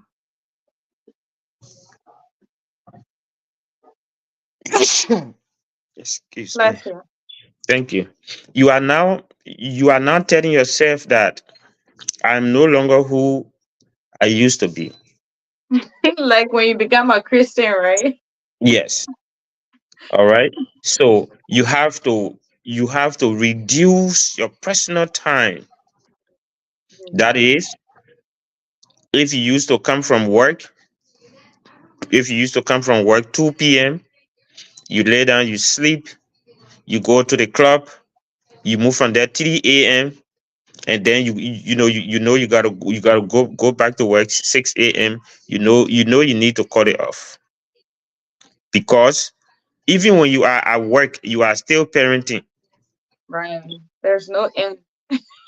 You are still parenting, whether you are home or you are away from home, you are still parenting. So your personal life has now been transformed into parenting.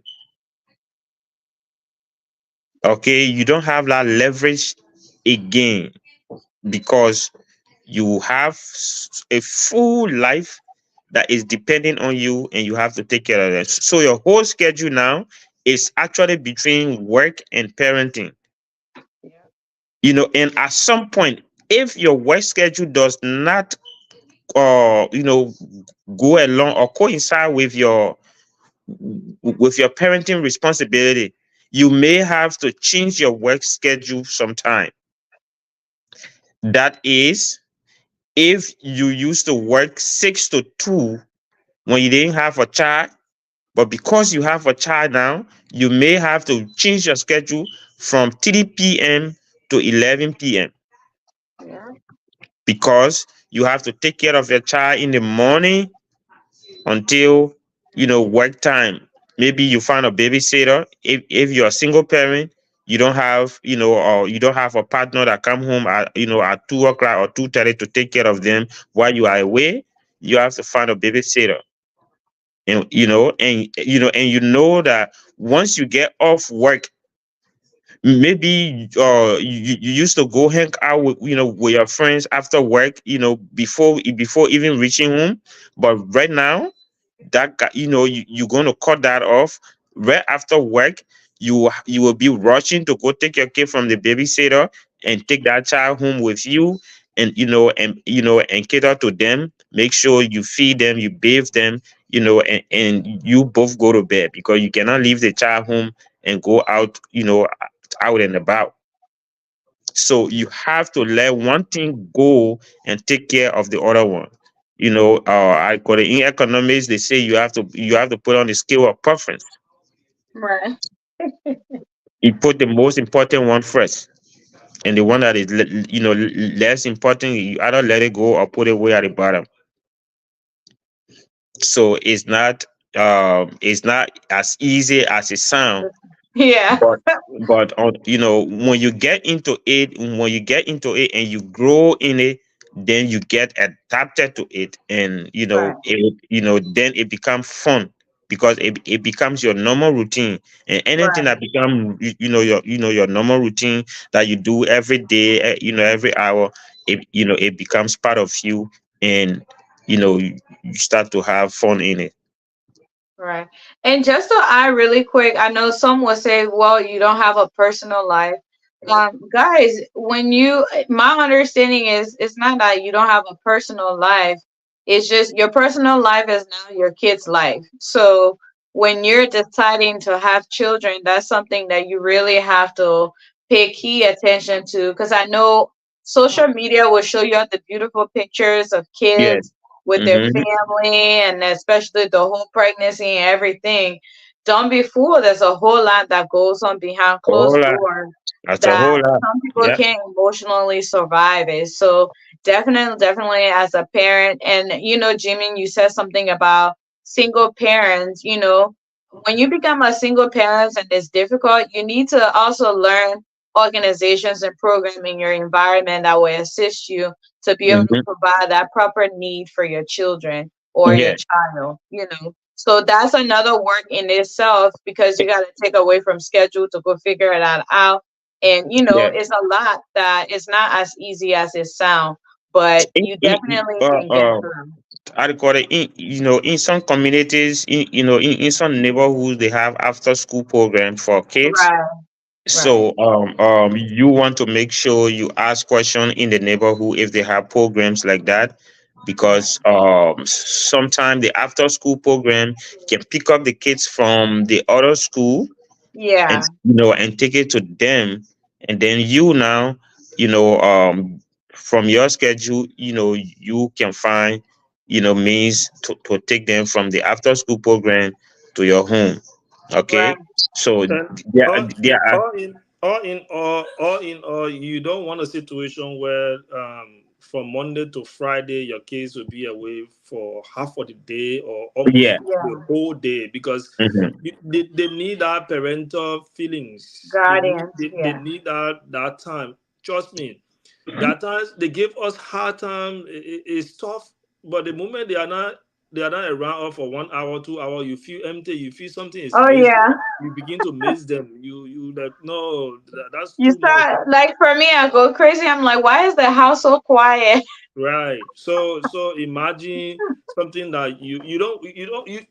I mean, sometimes we just complain. Oh, the children, they are hard headed. They get too much hard Yeah. time. This that. But the moment they leave from side 1 hour, 2 hour, they begin to think about it. And you say, no, I want them back and all the kind of things. So yeah, I agree with you, Jimmy. Sometimes for extracurriculum activities, it's Mhm. important to get them involved in those kind of things. But at the same time, they enjoy being with you.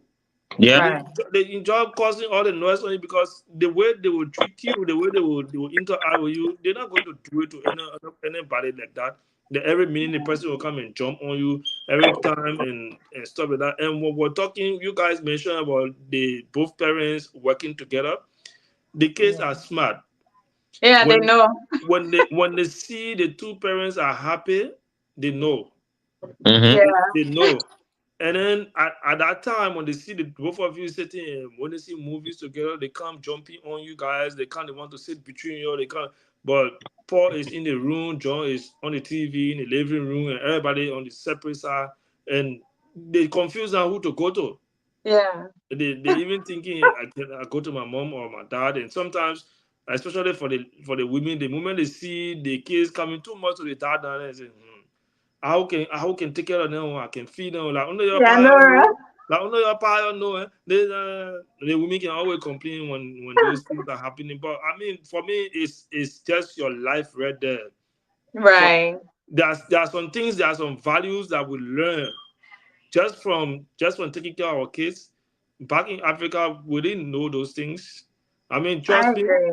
trust me, some of us that because of our kids and we home along with them, we learn how to cook. You're not going to look for somebody outside who can cook for you and your kids. I know. And It's those not kids it's will not tell you weird. don't they will, the kids will tell you what they want and they want noodles and they want you to cook it. They want noodles. They want you to cook it. They want hot dog. They want you to fix it for them. Right. They want different kinds of food. They want. In fact, sometimes the most hurtful part is they will say they want hot dog. You made a hot dog, and they say, They said no. That's I my don't. son. Yeah, I don't like this. I want noodles. I want this. All So right. Right. for So me, let's go to the next one. like Jimmy said, when you adapt it, when you see it as part of life, it becomes easier to you. Yeah. I think the next question we kind of answered some of those already. As a parent, what are some of those values you can instill in your child? How do you prioritize them? I think we just gave you a whole lot of those. Yeah, Yeah. yeah. What if so we're gonna go to the next one. Next one said more parents complain that their kids don't communicate with them. What are some communication strategy you can use for to foster an open and trusted relationship with your child? I honestly think it starts from the beginning. Like when your kids are very little, I honestly believe like that's where from the age 0 to 10, from what I've learned so far, I think when you start building that relationship as they get older, even though there's a hump when you become a teenager, because I was a teenager in America. So there's that teenager syndrome where you don't want to see your parents because you're going through puberty. But I think as time goes on, you still want your parents around. When you start to be flexible and understand every stages of your kid's life, and you try to adapt but still know that you're a parent, I think that helps too. That's all I have to say to that one. Jimmy, do you want to add something to that? No, it's always you, Lawrence, and then I. Uh, Oh, you want to be last, Lawrence? I can go. Yeah, so we're talking about some kids don't want to communicate, yeah. What are strategies that you can give parents that are struggling with their kids communicating with them? Oh, and I see that happening to a lot of places. yeah, Sometimes some parents want to force information from the kids. yeah, They want to say something by all costs, or when they ask question. If you don't talk, I will be you. yeah. If you start with those kind of things, you're not going to get anything from them. Like I have my daughter, the moment you scream at her, forget it. You're not Yeah. going to. You want to ask her what happened, and be polite and be kind. Then you will get the information. In fact, you guys will lecture. She will tell you Yeah. everything. Oh, what you see? You did it. You see that, and that's why from the beginning I said create a bound, create the relationship. Do not instill fear in them because fear will make the kids not to communicate with you. And there are some things the kids, and that is mostly sometimes in our African setting, that Right. we don't talk certain things to our kids. We don't talk certain things to our kids as they growing up. We think that those things are forbidden. In fact, don't talk about I mean, imagine the kid has reached 16, 17 years, then he's still having the issue of sex. Say, no, Right. no, we're not talking about sex. No, she's coming, we're not talking about sex. And eventually, if the child make their own research and know about that thing, they're not going I to mean, tell the you. school's teaching them now in eighth The grade. school teaching them. The school teaching Yeah. them. They're telling them about the different things to do and what to do and how you feel like you're getting mature and what are the sounds and what are those things. Besides that, the social media and the internet is exposing these kids. Right. So in order to guide them, it's better you guys talk about it. Do not shy. We don't say we're not going to talk about it. And those are some of the reasons why the kids will not communicate with you. So if you see Right. your child doing something, one of the best way is to sit down with them, make them to understand, say, this thing you are looking at is like this is what happened, blah, blah, blah. The next time they want to come back to you to ask you, what about this and what about that?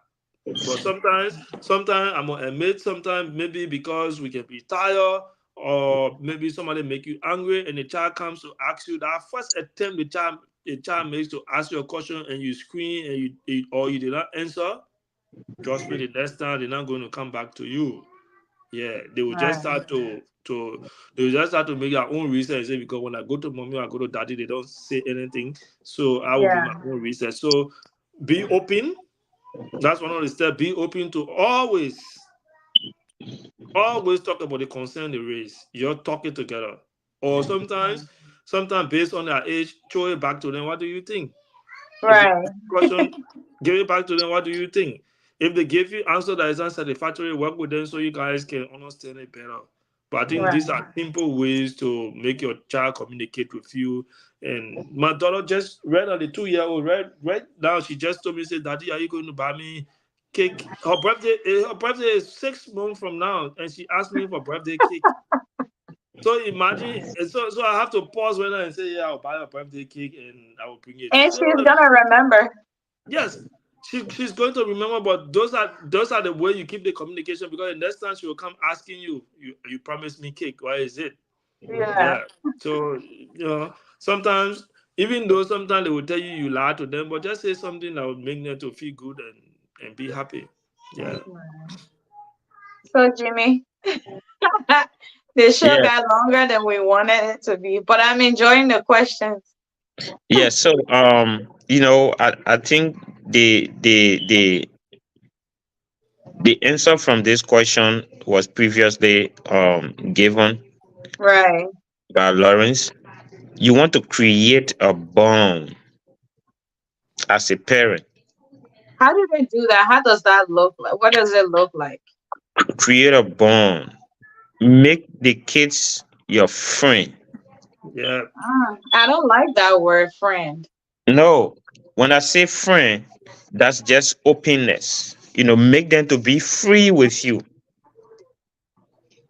Okay, they are your ch- they are your first they are your first line of friendship in this world. Your kids should be your first line of friendship. Listen, if you cannot make your kids your friend, then you have no friends in the world, because the most lecture the most lecture should be between you and your kid, especially if you are as a mother. If you have a girl child, let that girl child be your partner.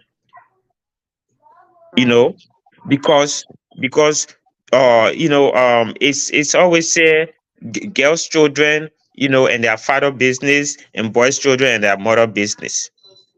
Oh, Okay. that's true in my household. You see, I But see she that. love her mommy. You see, so He's just I forcing it. Huh? He's just forcing it. Oh, look at you haters. yeah. The thing about kids is that they look for who they can confide in. Right. And you, as a parent, you don't want your kid to not confide in you. You don't want them to choose somebody completely outside of your relationship to confide in them, Right. because you do not know that person background. They may not even know that person background. All right. So you want to make sure that you create that bond with your kids, so that they will confide in you. They will tell you everything. I've heard, I've heard, I've heard some big girls say, "My mom is my best friend. I tell my mom anything." Okay, so you want to create that bond with your child. And once the child feel comfortable around you, they feel comfortable with you, they will tell you anything. They will ask you any question, because you know what? They know you don't put fear in them. You see that I call it. Lawrence mentioned about his daughter. Yeah. Okay, when they say, "Oh, your daddy come," he say, "Yeah, that's my daddy. I'm not afraid of him." You see, I so like that. so No, she's seriously, I feel good. I feel good that she says that, because Yeah. yes. she said he's my daddy. Why should I be afraid? I'm not doing anything bad. Oh, that's good. I record it because in the first place, that statement speaks of safety. She feels safe with Yeah. him. She's not afraid of him. She feels safe with him. He cannot harm her. You see? So there's no way for her to run from him. All right. Right. You know, with that kind of mentality, she will begin to tell him things that she cannot even tell her mom, or that she cannot tell the teacher at school. And if and you know, and anything he tells her, she believes it.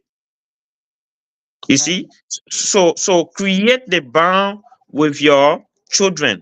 Create that closeness with them, so that they will feel comfortable around you and feel comfortable to talk to you about anything. Do you? My daughter is 16. My daughter is 16.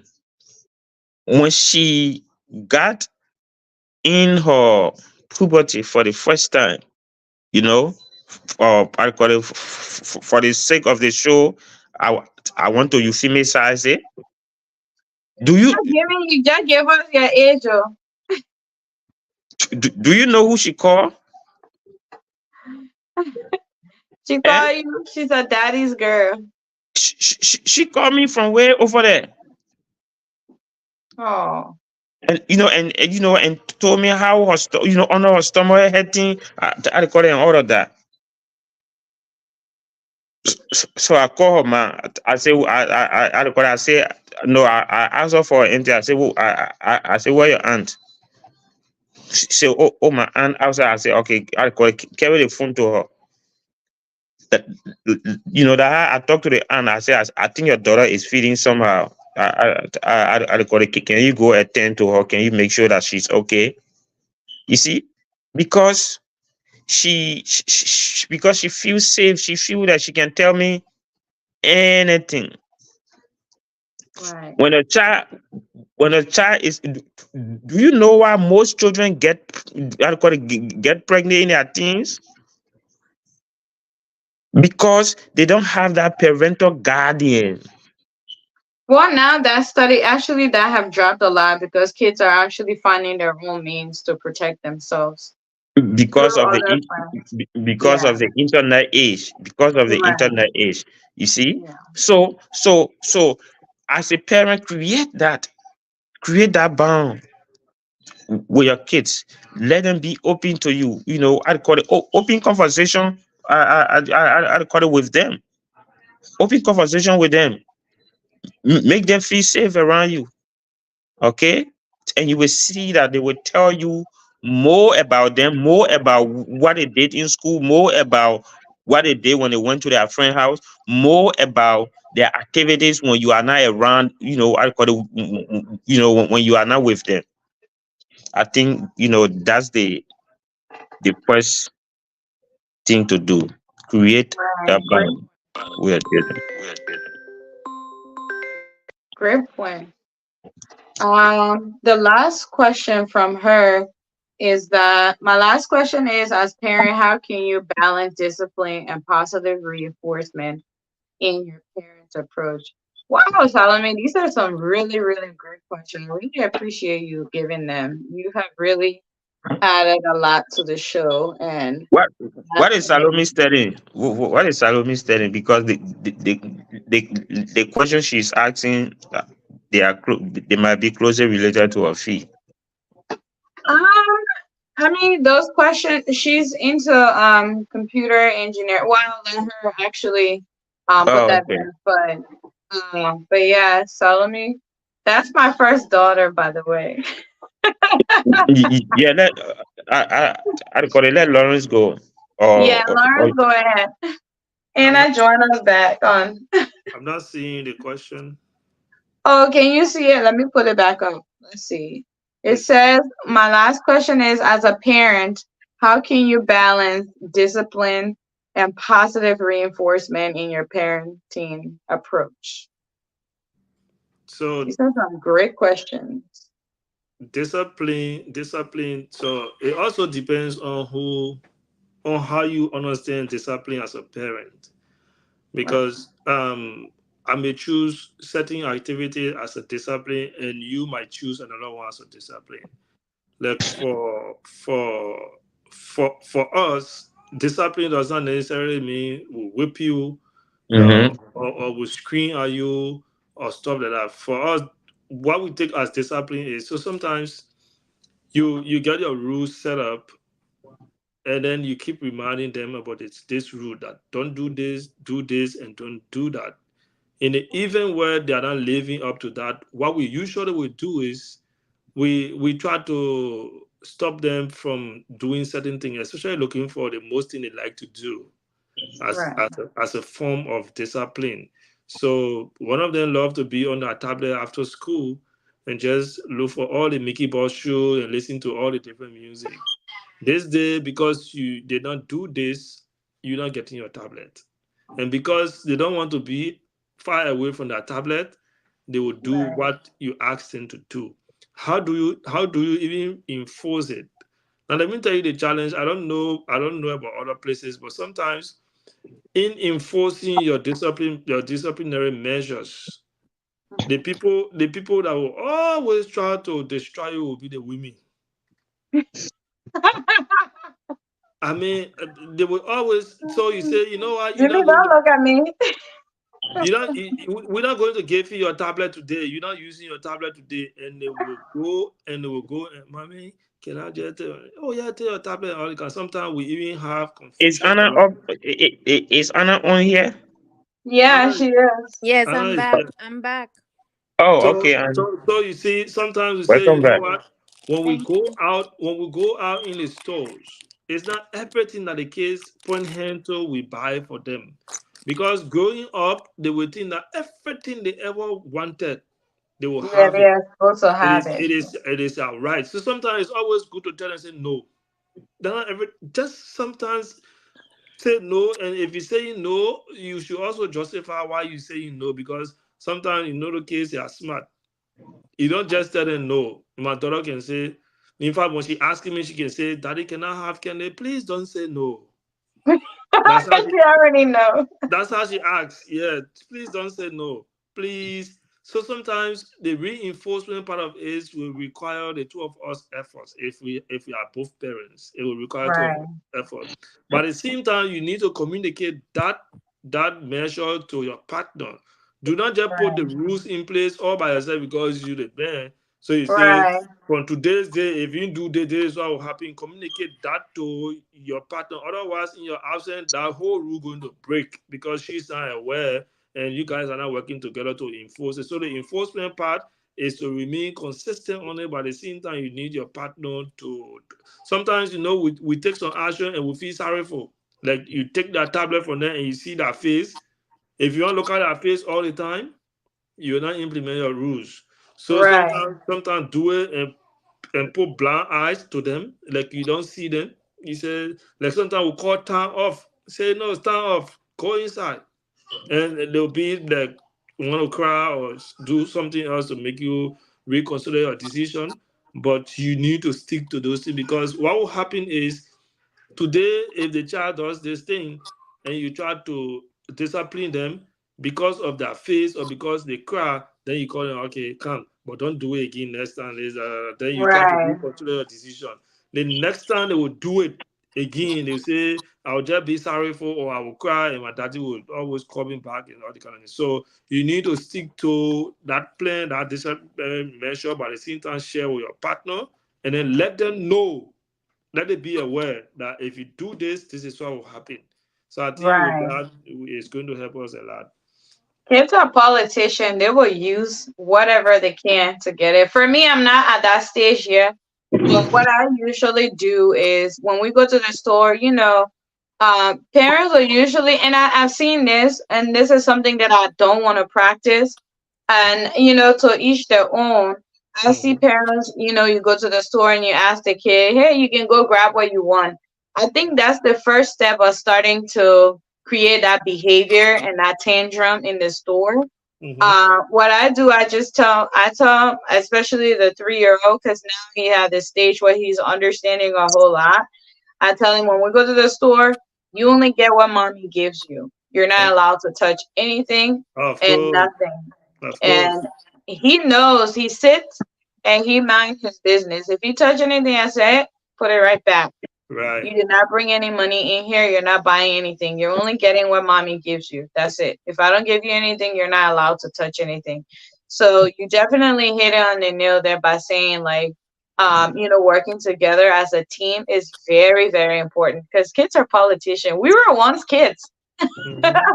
so you know how to get what you want. Jimmy, do you want to go? Or Anna, do you want to go? I don't know. I can go. All It's right, Yeah, go Jimmy. yeah, ahead. can go. Okay. So I think is it Lawrence? His name is Mhm. blocked. Yes, Strike Lauren. some really Sorry, good it's a points. question. And I'm equally guilty when it comes to feeling sorry for my kids when they cry. But um there, there's something they call striking a balance, right? There are times when, even though you, as a parent, you've made a decision, you can always go back on your words. There are times like that, and I think this is where Salome's question comes in. How do you strike a balance between discipline and positive reinforcement? I would say first, you always want to make sure that whatever discipline you're putting on your child is not going to affect the child physically, emotionally, or psychologically, right? There are times when parents will hit children to the point where they're physically injuring them.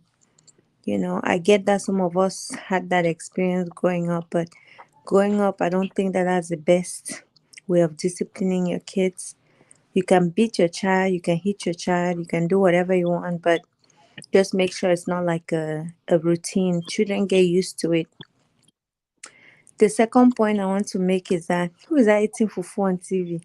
No, he's eating fruits. Orange. Oh, okay. Okay. Um, the other point I want to bring up is making sure that whatever I've been discipline here over 2 hours now. I I know, right? understand, These questions are good. We gotta finish them quickly.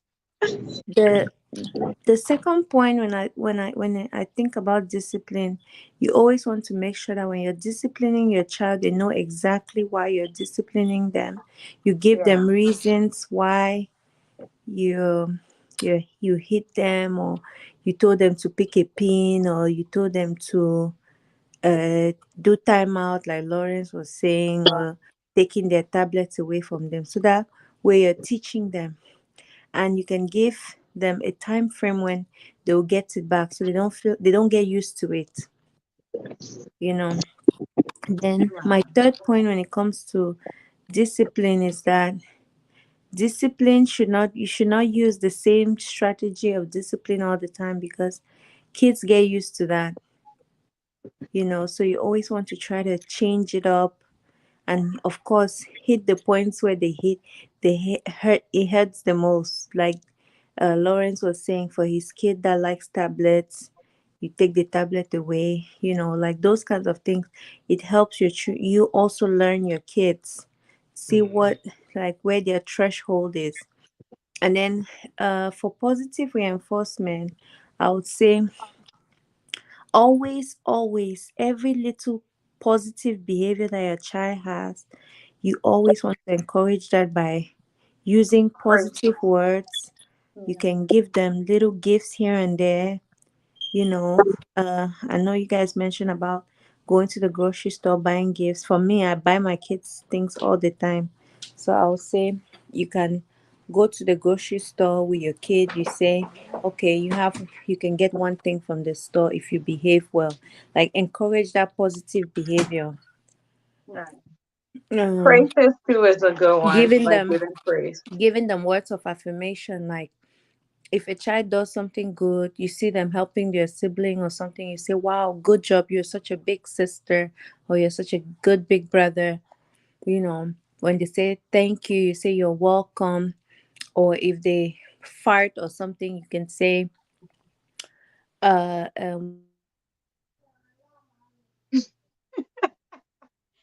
I know, my daughter, she likes, I will say, stinky. And she's like, that's not nice. Mhm. She's one, but she talks a lot. Oh yeah, these kids. Trust me. Yeah. All right, so We let me lost come. Anna. Yeah, go ahead. This is, I think this is the last one. No, we got one more and that's it. Riverside Pro. Wow. Oh wow. Yeah, So that's it. um um the way to balance discipline and positive reinforcement, or I mean reinforcement in parenting is, I look at parenting as the three branches of government. You come and make us stay on here again. No, trust me, Okay. it's not long. All right. Okay. So, like the three branches of government, Uh-huh. they're, they're I call it the functions of the three branches of government. The executive represent one of the parents. Mhm. The judicial, I mean the legislative Mhm.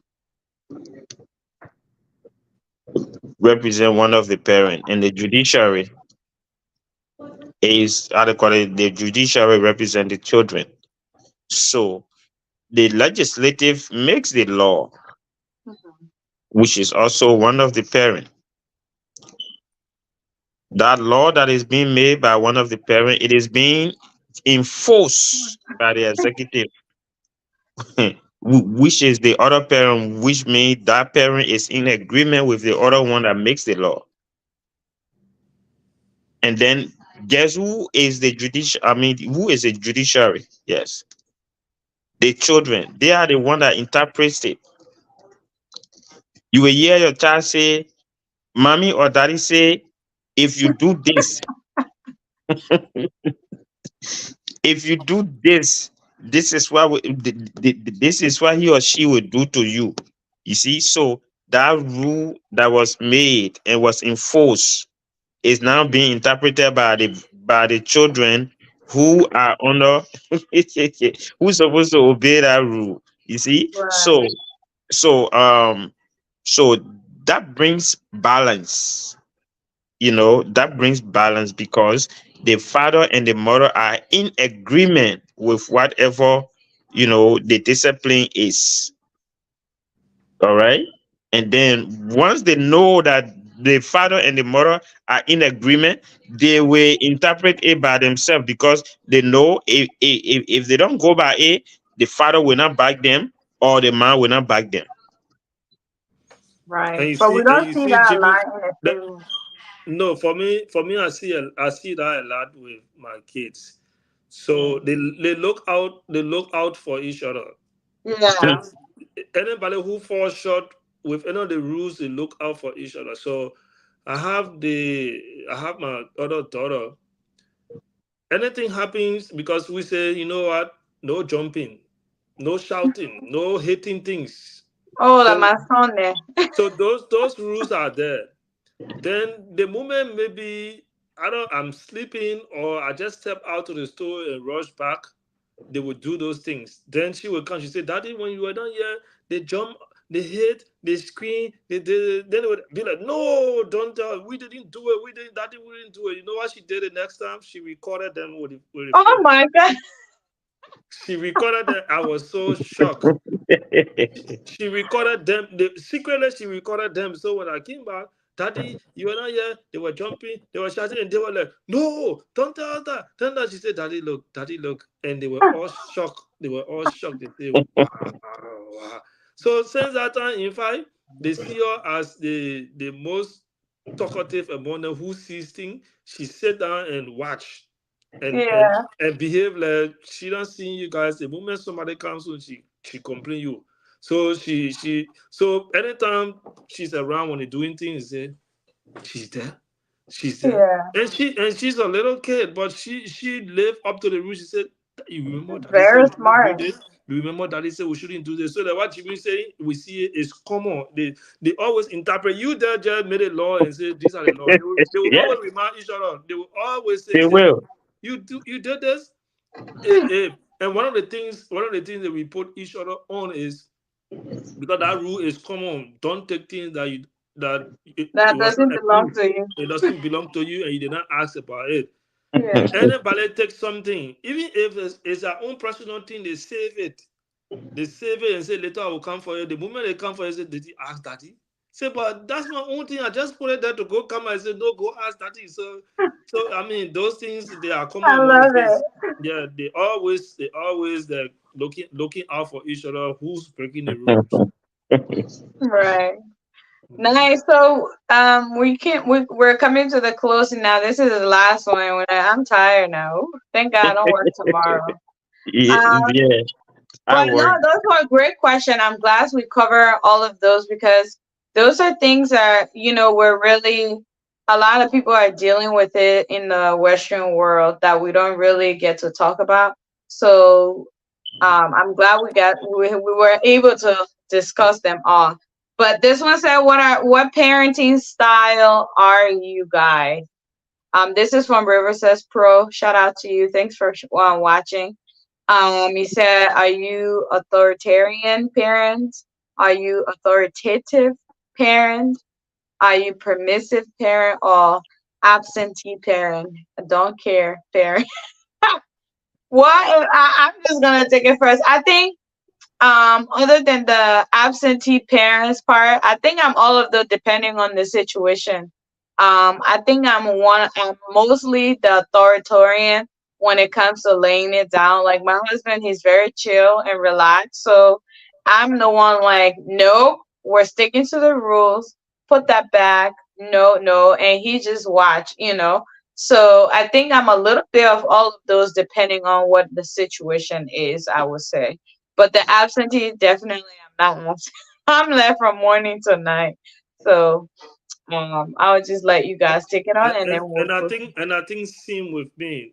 Nothing happens around me if I don't pay attention to it, especially with the kids. Right. Even if they are in a room and I'm in the living room, is something for or some small noise come or I'm running there. I want to know what's going on. Who's doing that? What's it? So I mean, for us the parents, we always screening. We always got something to say.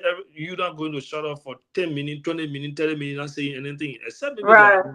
in bed. Something else has happened. But once they are up, in fact, the little one, the 2 years old, when she's quiet, when the whole place is quiet, you're not hearing from her. That means she's somewhere else destroying something. Yes, Right. she Can, she would can, take the cream. She Oh yeah. would take the cream and go grease her whole body. She's somewhere. We're looking for her, and then she's there. Before you go, though, she got a cream or the powder everywhere on her. And You so need to because take pictures of those and keep it. yeah, I got those pictures. I mean, she will be saying, I got the pictures and I will show to her growing up. So the moment I notice she's not talking, she's not running around, that means she's destroying something somewhere. Don't say she's sleeping, oh, she's destroying something somewhere. So, like you rightfully said, I mean, I'm everything, especially when it comes to because right now, and I like the point that you make initially that you don't like to hear people saying my kids are my children. Now Yeah. there are processes, there are times they say discipline them first, make them to understand exactly what they need to do, then you make them your friends. Yeah. Because if you make them your friends right now, you're going to have a tough time. You're going to clash. So when Yeah. you discipline them and they already understood exactly what you wanted to do, then you can become friends and you Set can chill. boundaries. You can chill. They're home after eating, after doing everything. I just go relax in my chair and everybody does what they're supposed to do. Now, Yeah. if you do it, if you properly do it, everything okay, then you're my friend, then we chill, we laugh. But as long as you've not done those things that you're supposed to do, we're not friends yet. So Yep. yeah, I lay the rules and I'm strict to the rules. So yeah, I mean those things. But the absentees own it puts you in trouble most time. Either you're not seeing them, they're Yeah. doing the worst thing. You seeing it, you're not talking. In fact, they see it as a very good thing that because they're doing it, you don't talk. It means they will do it over and over and again. Yeah. I All right. agree. So I don't know if there's a difference between authoritarian, I mean, similarity between authoritarian and authoritative, but I can give the difference if you want to Yeah, hear. there is. All right, go So ahead. for an authoritarian parent is someone that says this has to go. They don't bend the rules. Yeah. And then for someone that's an authoritative parent is someone that kind of bend the rules but make sure that the punishment or the discipline strategy that they're doing is supportive to the child. okay. So it's less punitive and Yeah. it's less rigid. You know what I mean? Yeah. All You right. can go So it's more either flexible. way. Yeah. Yeah. Yeah, I just wanted to make sure because not everybody that following, understands that. But Yeah. with the exception of the absentee, another word for that is laissez-faire kind of parenting. Yes. Right. You just lay back. I am all of the three except for the absentee. Right. Okay, because as a I don't parent, think I don't think you can be all three. Why not? You can why be. not? You can't So, That's you can't as an authoritarian parent, you cannot bend your depending rules. on the If situation, right. yes or no, then you're an authoritative parent. You can be both. Well, I think I'm both. It depends on what's happening in that moment. I can say no. depending I'm on sticking yeah, to my gun. Sometimes I may depending be on the flexible situation. depending on it. Yeah. Well, right now my kids are very little, so I don't know how much of those will work. Um, um, how do you But I call think it? you can be all three of it depending on the situation and what's happening. I honestly think you can be. I Yeah, think you guys can read more on it and know the difference because authoritative parents can have authoritarian characteristics. I mean, think of an authoritarian parent as a dictator almost. That's how it is. Yeah, but a dictator at some point will be permissive if the situation is in their favor. yeah. Okay. And So if it I is can safe for the argue child, that I can be that depending on if it's working for me. Let's just say in that moment I'm saying, okay, no tablets at 8 p.m., right? But in that moment I have a meeting and I'm doing something and I know that's gonna distract that child from disturbing me. I'm gonna bend the rules in that moment for it to gain in my favor. and Then you're that's So an that permissive. authoritative parent. huh? Then you'll be an authoritative parent, not Right. In an that moment I will authoritarian. be that. I mean, I So, don't know. But I'm just saying in that moment, I will be I wear every that hat for that moment, and then once I'm done, I go back to my other hat because now it every doesn't gain parent, me. ev- Yeah, ev- every parent should go far, far away from absentee parenting. yeah, Yeah, or else you don't have a home, you have a house where mosquitoes, cockroaches, rats, everybody just live in there and do whatever they want to do. So I adapt the three characteristics depending on depending on the situation. Will tell you which one I am. right. Like, Yes. So River says pro. I think I hope that answers your question. Anna, let me give you an example, right? So, I'm a up manager, right? So, certain time at the hospital, I don't want to be rigid. Like I'm very rule oriented. Like that's just my nature. We follow the rules, do what you're supposed to do, and I'm not changing it.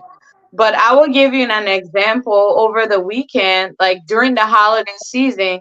because I'm short of staff in that moment, I try to bend the rules a little bit so it gain in my favor so I can have people cover shifts.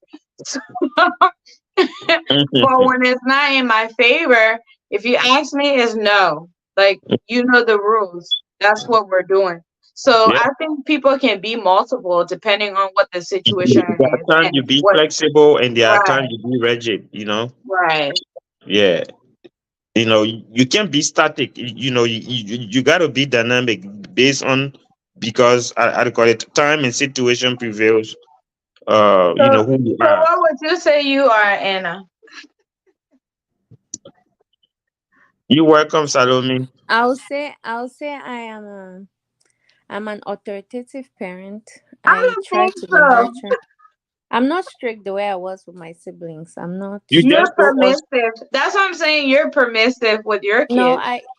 Yeah, well, I don't because let my she kids just said, do whatever they like. I I don't. think your husband is the other way around. Yes, he's the opposite of me, but I think Yeah. I'm the authoritative parent. I discipline sometimes, and then sometimes I'm a little bit laid back. you see. and So and and that's so the you point. Most times you don't have the two parents behaving the same most times, and that's why in the disciplinary measures that you put in, it's always good for you to agree on it, Yeah. because sometimes one parent will see it as being harsh Yeah. and too much I for the mean, kids, and sometimes I think it's harsh, but I just because I know that it's for the best. yeah. I'll just tell him to please leave it like that or But something. you're dying inside. But deep down Yeah. inside, I really prefer he wouldn't do that. Mine was sometimes when I gave the instruction, mine was sometimes tend to look at me in that form and manner, and I'll be like, okay, And you know the kids be watching. Let me tell you, my yeah, son does of that. course, He'll look at mommy and he looks at daddy. And then you're like, okay, when I'm not around, they know they can play in the toys and make the whole house a mess. But when they say mommy's coming, oh my god, my little daughter, she'll say, Peanut, Peanut, Peanut. It's yeah, so funny. she, yeah, of She'll course, say, she's the Peanut, watchman. Peanut. She's Yeah. the she's the she's the one that be watching. You she know. was, yeah, She said, mommy's Peanut, coming. peanut. No. She said, Peanut, Peanut. I'll post it one day. It's so It's funny. I it's was, funny. She knows they have to clean up if not yeah. they get a whooping. You know, Poor guy. how to call it, a hunter. A hunter told us a story about hunting, going monkey hunting. He said, when the monkeys are, are in their group, he said, especially when they are in a tree, either it's a plum tree or some kind of fruit tree, Right. where they are having fun. He said the little ones are always set to look out. he said he said when the little one sees the hunter coming, he can alarm someone is coming. Yeah. So, and you see, the exciting part is when the kids are growing up and they say things or they do things, it's not so shocking or exciting as compared to when they are just little 1 year old, 2 year old. yeah. So and they are aware when they do wrong. My Oh, daughter, yeah. Yeah. my daughter spilled 2 years old. She spilled water all around the place. And when she looked and saw me the way I was standing and staring at her, and she said, "Daddy, I'm just a baby." I was like, "What?" Oh, She said, "Daddy, I'm just a baby." I was like, "What?" So you know he oh. baby, but you did this, and because the first thing she knows I was about to spank her or do something, and she saw my Right. facial expression. So she said, "No, Right. Daddy, I'm just a baby." So I was shocked. I said, "You see, the one she Children are They very know. manipulative. I said this one she killed my whole momentum about what I want to do and stuff like that. And just today, Yeah, they can just play today with the your bigger emotion, one, man. yeah, just today the bigger one did something, and I screamed at her. Then she said, and I have a conversation with her around that. She said, "Daddy, don't be mean to Masa. Uh, come," because how I can start. Yeah, Why you politics. What you mean by me? And she always is the one that Jimmy said the watchman. She always is the one watching out. Yeah, she will not sleep soon. She will either she's sleeping, and Yeah. then because sometimes when I sometimes go when I go to visit my brother, there is one that gave me the new rule that that oh just yeah. came out. Mm-hmm. There is one always. Oh, Uncle Jimmy, and she will always open the door for me. Who's that, Uncle Jimmy? That's so funny. She will be the one Oh, to announce whoever Yeah. coming in the house. She's the announcer. Whoever yeah. Yes, the yeah, other brother guys. better not cheat because of announce his news. Oh yeah. She always announcing who's coming. Guys, guess who here? Guys, guess who's here? Because she's always running to the door, opening the door and Yeah. stuff like that. But I think, if you learn those kids, if you see how they behave, imagine my 2-year-old daughter fool me. When I say fool, they want to call April Fool. Because I prevented her from going in the room to the other people because they were disturbing. I said, Yeah. sit here with me. So she sat down for long and she really wanted to go there. So she said, Daddy, can I go peep? Can I go peep? I said, yeah, you can go peep. And she passed and went inside. And I was sitting waiting. I said, but how long she will pee? I went in the bathroom. She was not there. I opened the door. I said, oh, so you fool me. Mm. Because she knew Chil- if she had said, let me go in the room, I would say no. But she said, Yeah. I want to go use the bathroom. I said, okay, you can go. And when she passed it, I said, you see those kids? They are children are funny. very, very manipulative, and I think this brings us back to our topic of parenting. Yeah. When Right. you're on the same page with your partner, even if you're a single mother, making sure that you stick to your rules, Right. and and make sure you don't really, when it comes to compromising, you have to be very careful what you're compromising with the kids, because if you're accepting to A, make sure that tomorrow when their daddy is around, daddy will also accept to A. And if daddy says no to B, you as a mom has to stick to B, just to Right. have that consistency, because You know, children, they know who will be the person that is more lenient than the other, and they can play over the person's intelligence. So you always want to make sure you're on the same page with your spouse or your significant other. you I know, agree. Anna, just like you said, children can be very manipulative. Okay, Um, yeah, Lauren's gone. So, yeah, we're and about to close now. yeah, uh, one of the babies, I went to visit my brother, and she came up to me and asked me. She said, "Uncle Jimmy," I said, "Yes." She said, "She said, is it wrong to eat snack after breakfast? Is it wrong to eat snack after breakfast?" When she asked that question, I knew that some kind of conversation have gone on where she has been denied Yeah. or or told you can't have it now. So, Yeah. so I stood up. I stood up. I said, you know what? Uh, we'll have snack later on. I say, we'll have snack later on. She said, no, but that's not the answer.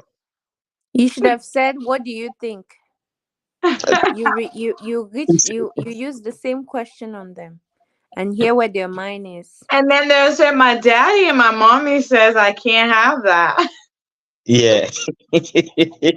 So they can be very manipulative. So you Yeah. have to be street smart with them. You don't let them outsmart you, or else Right. when you let them do it once, it will start coming in different forms. So yeah, I think what Yeah, I think the only last thing I will add is I think parents, we get so caught up in our word of being busy that we're not in tune with what's going on. So we tend to give answer before thinking about it. I yeah, think parents should just pay attention to those questions, because sometimes those are things that you can kind of see what your kids are getting involved with as well. I know one day we will talk about like where we talk about kids, bad kids, how people start to label children that they're bad. I honestly don't think kids in general, any kids under the age of 18, I don't think they're bad per Don't se. start discussing. Don't start Yeah. discussing the topic. I'm not going to, I'm just saying something. I All right. think It's people should after. be It's aware. it's Yeah. almost 1 o'clock over there. Right. Parents should be aware. And this was a great topic. I'm glad we expanded. I don't think anybody will watch it for 3 hours, but I think we got some really good information out here. And shout out to Salome for really laying out all those questions. I think we should have probably covered those questions first into the show. That would have been great. But either way, thank you You know, guys I so much.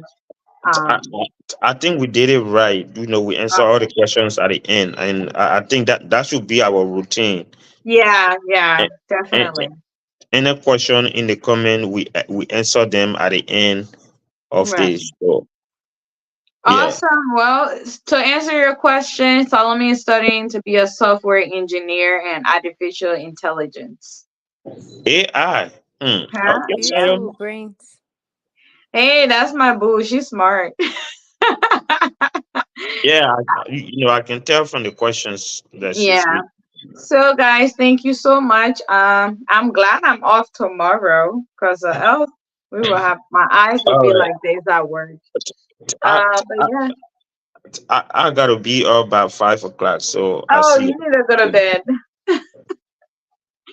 All right, nice talking to you guys. Thank you guys for watching. Share the show. We'll see you next week at the same time. I will go live tomorrow because it's MLK Day. Why not? I will see you guys. It'll probably be in the afternoon. But thank you for watching. I appreciate you.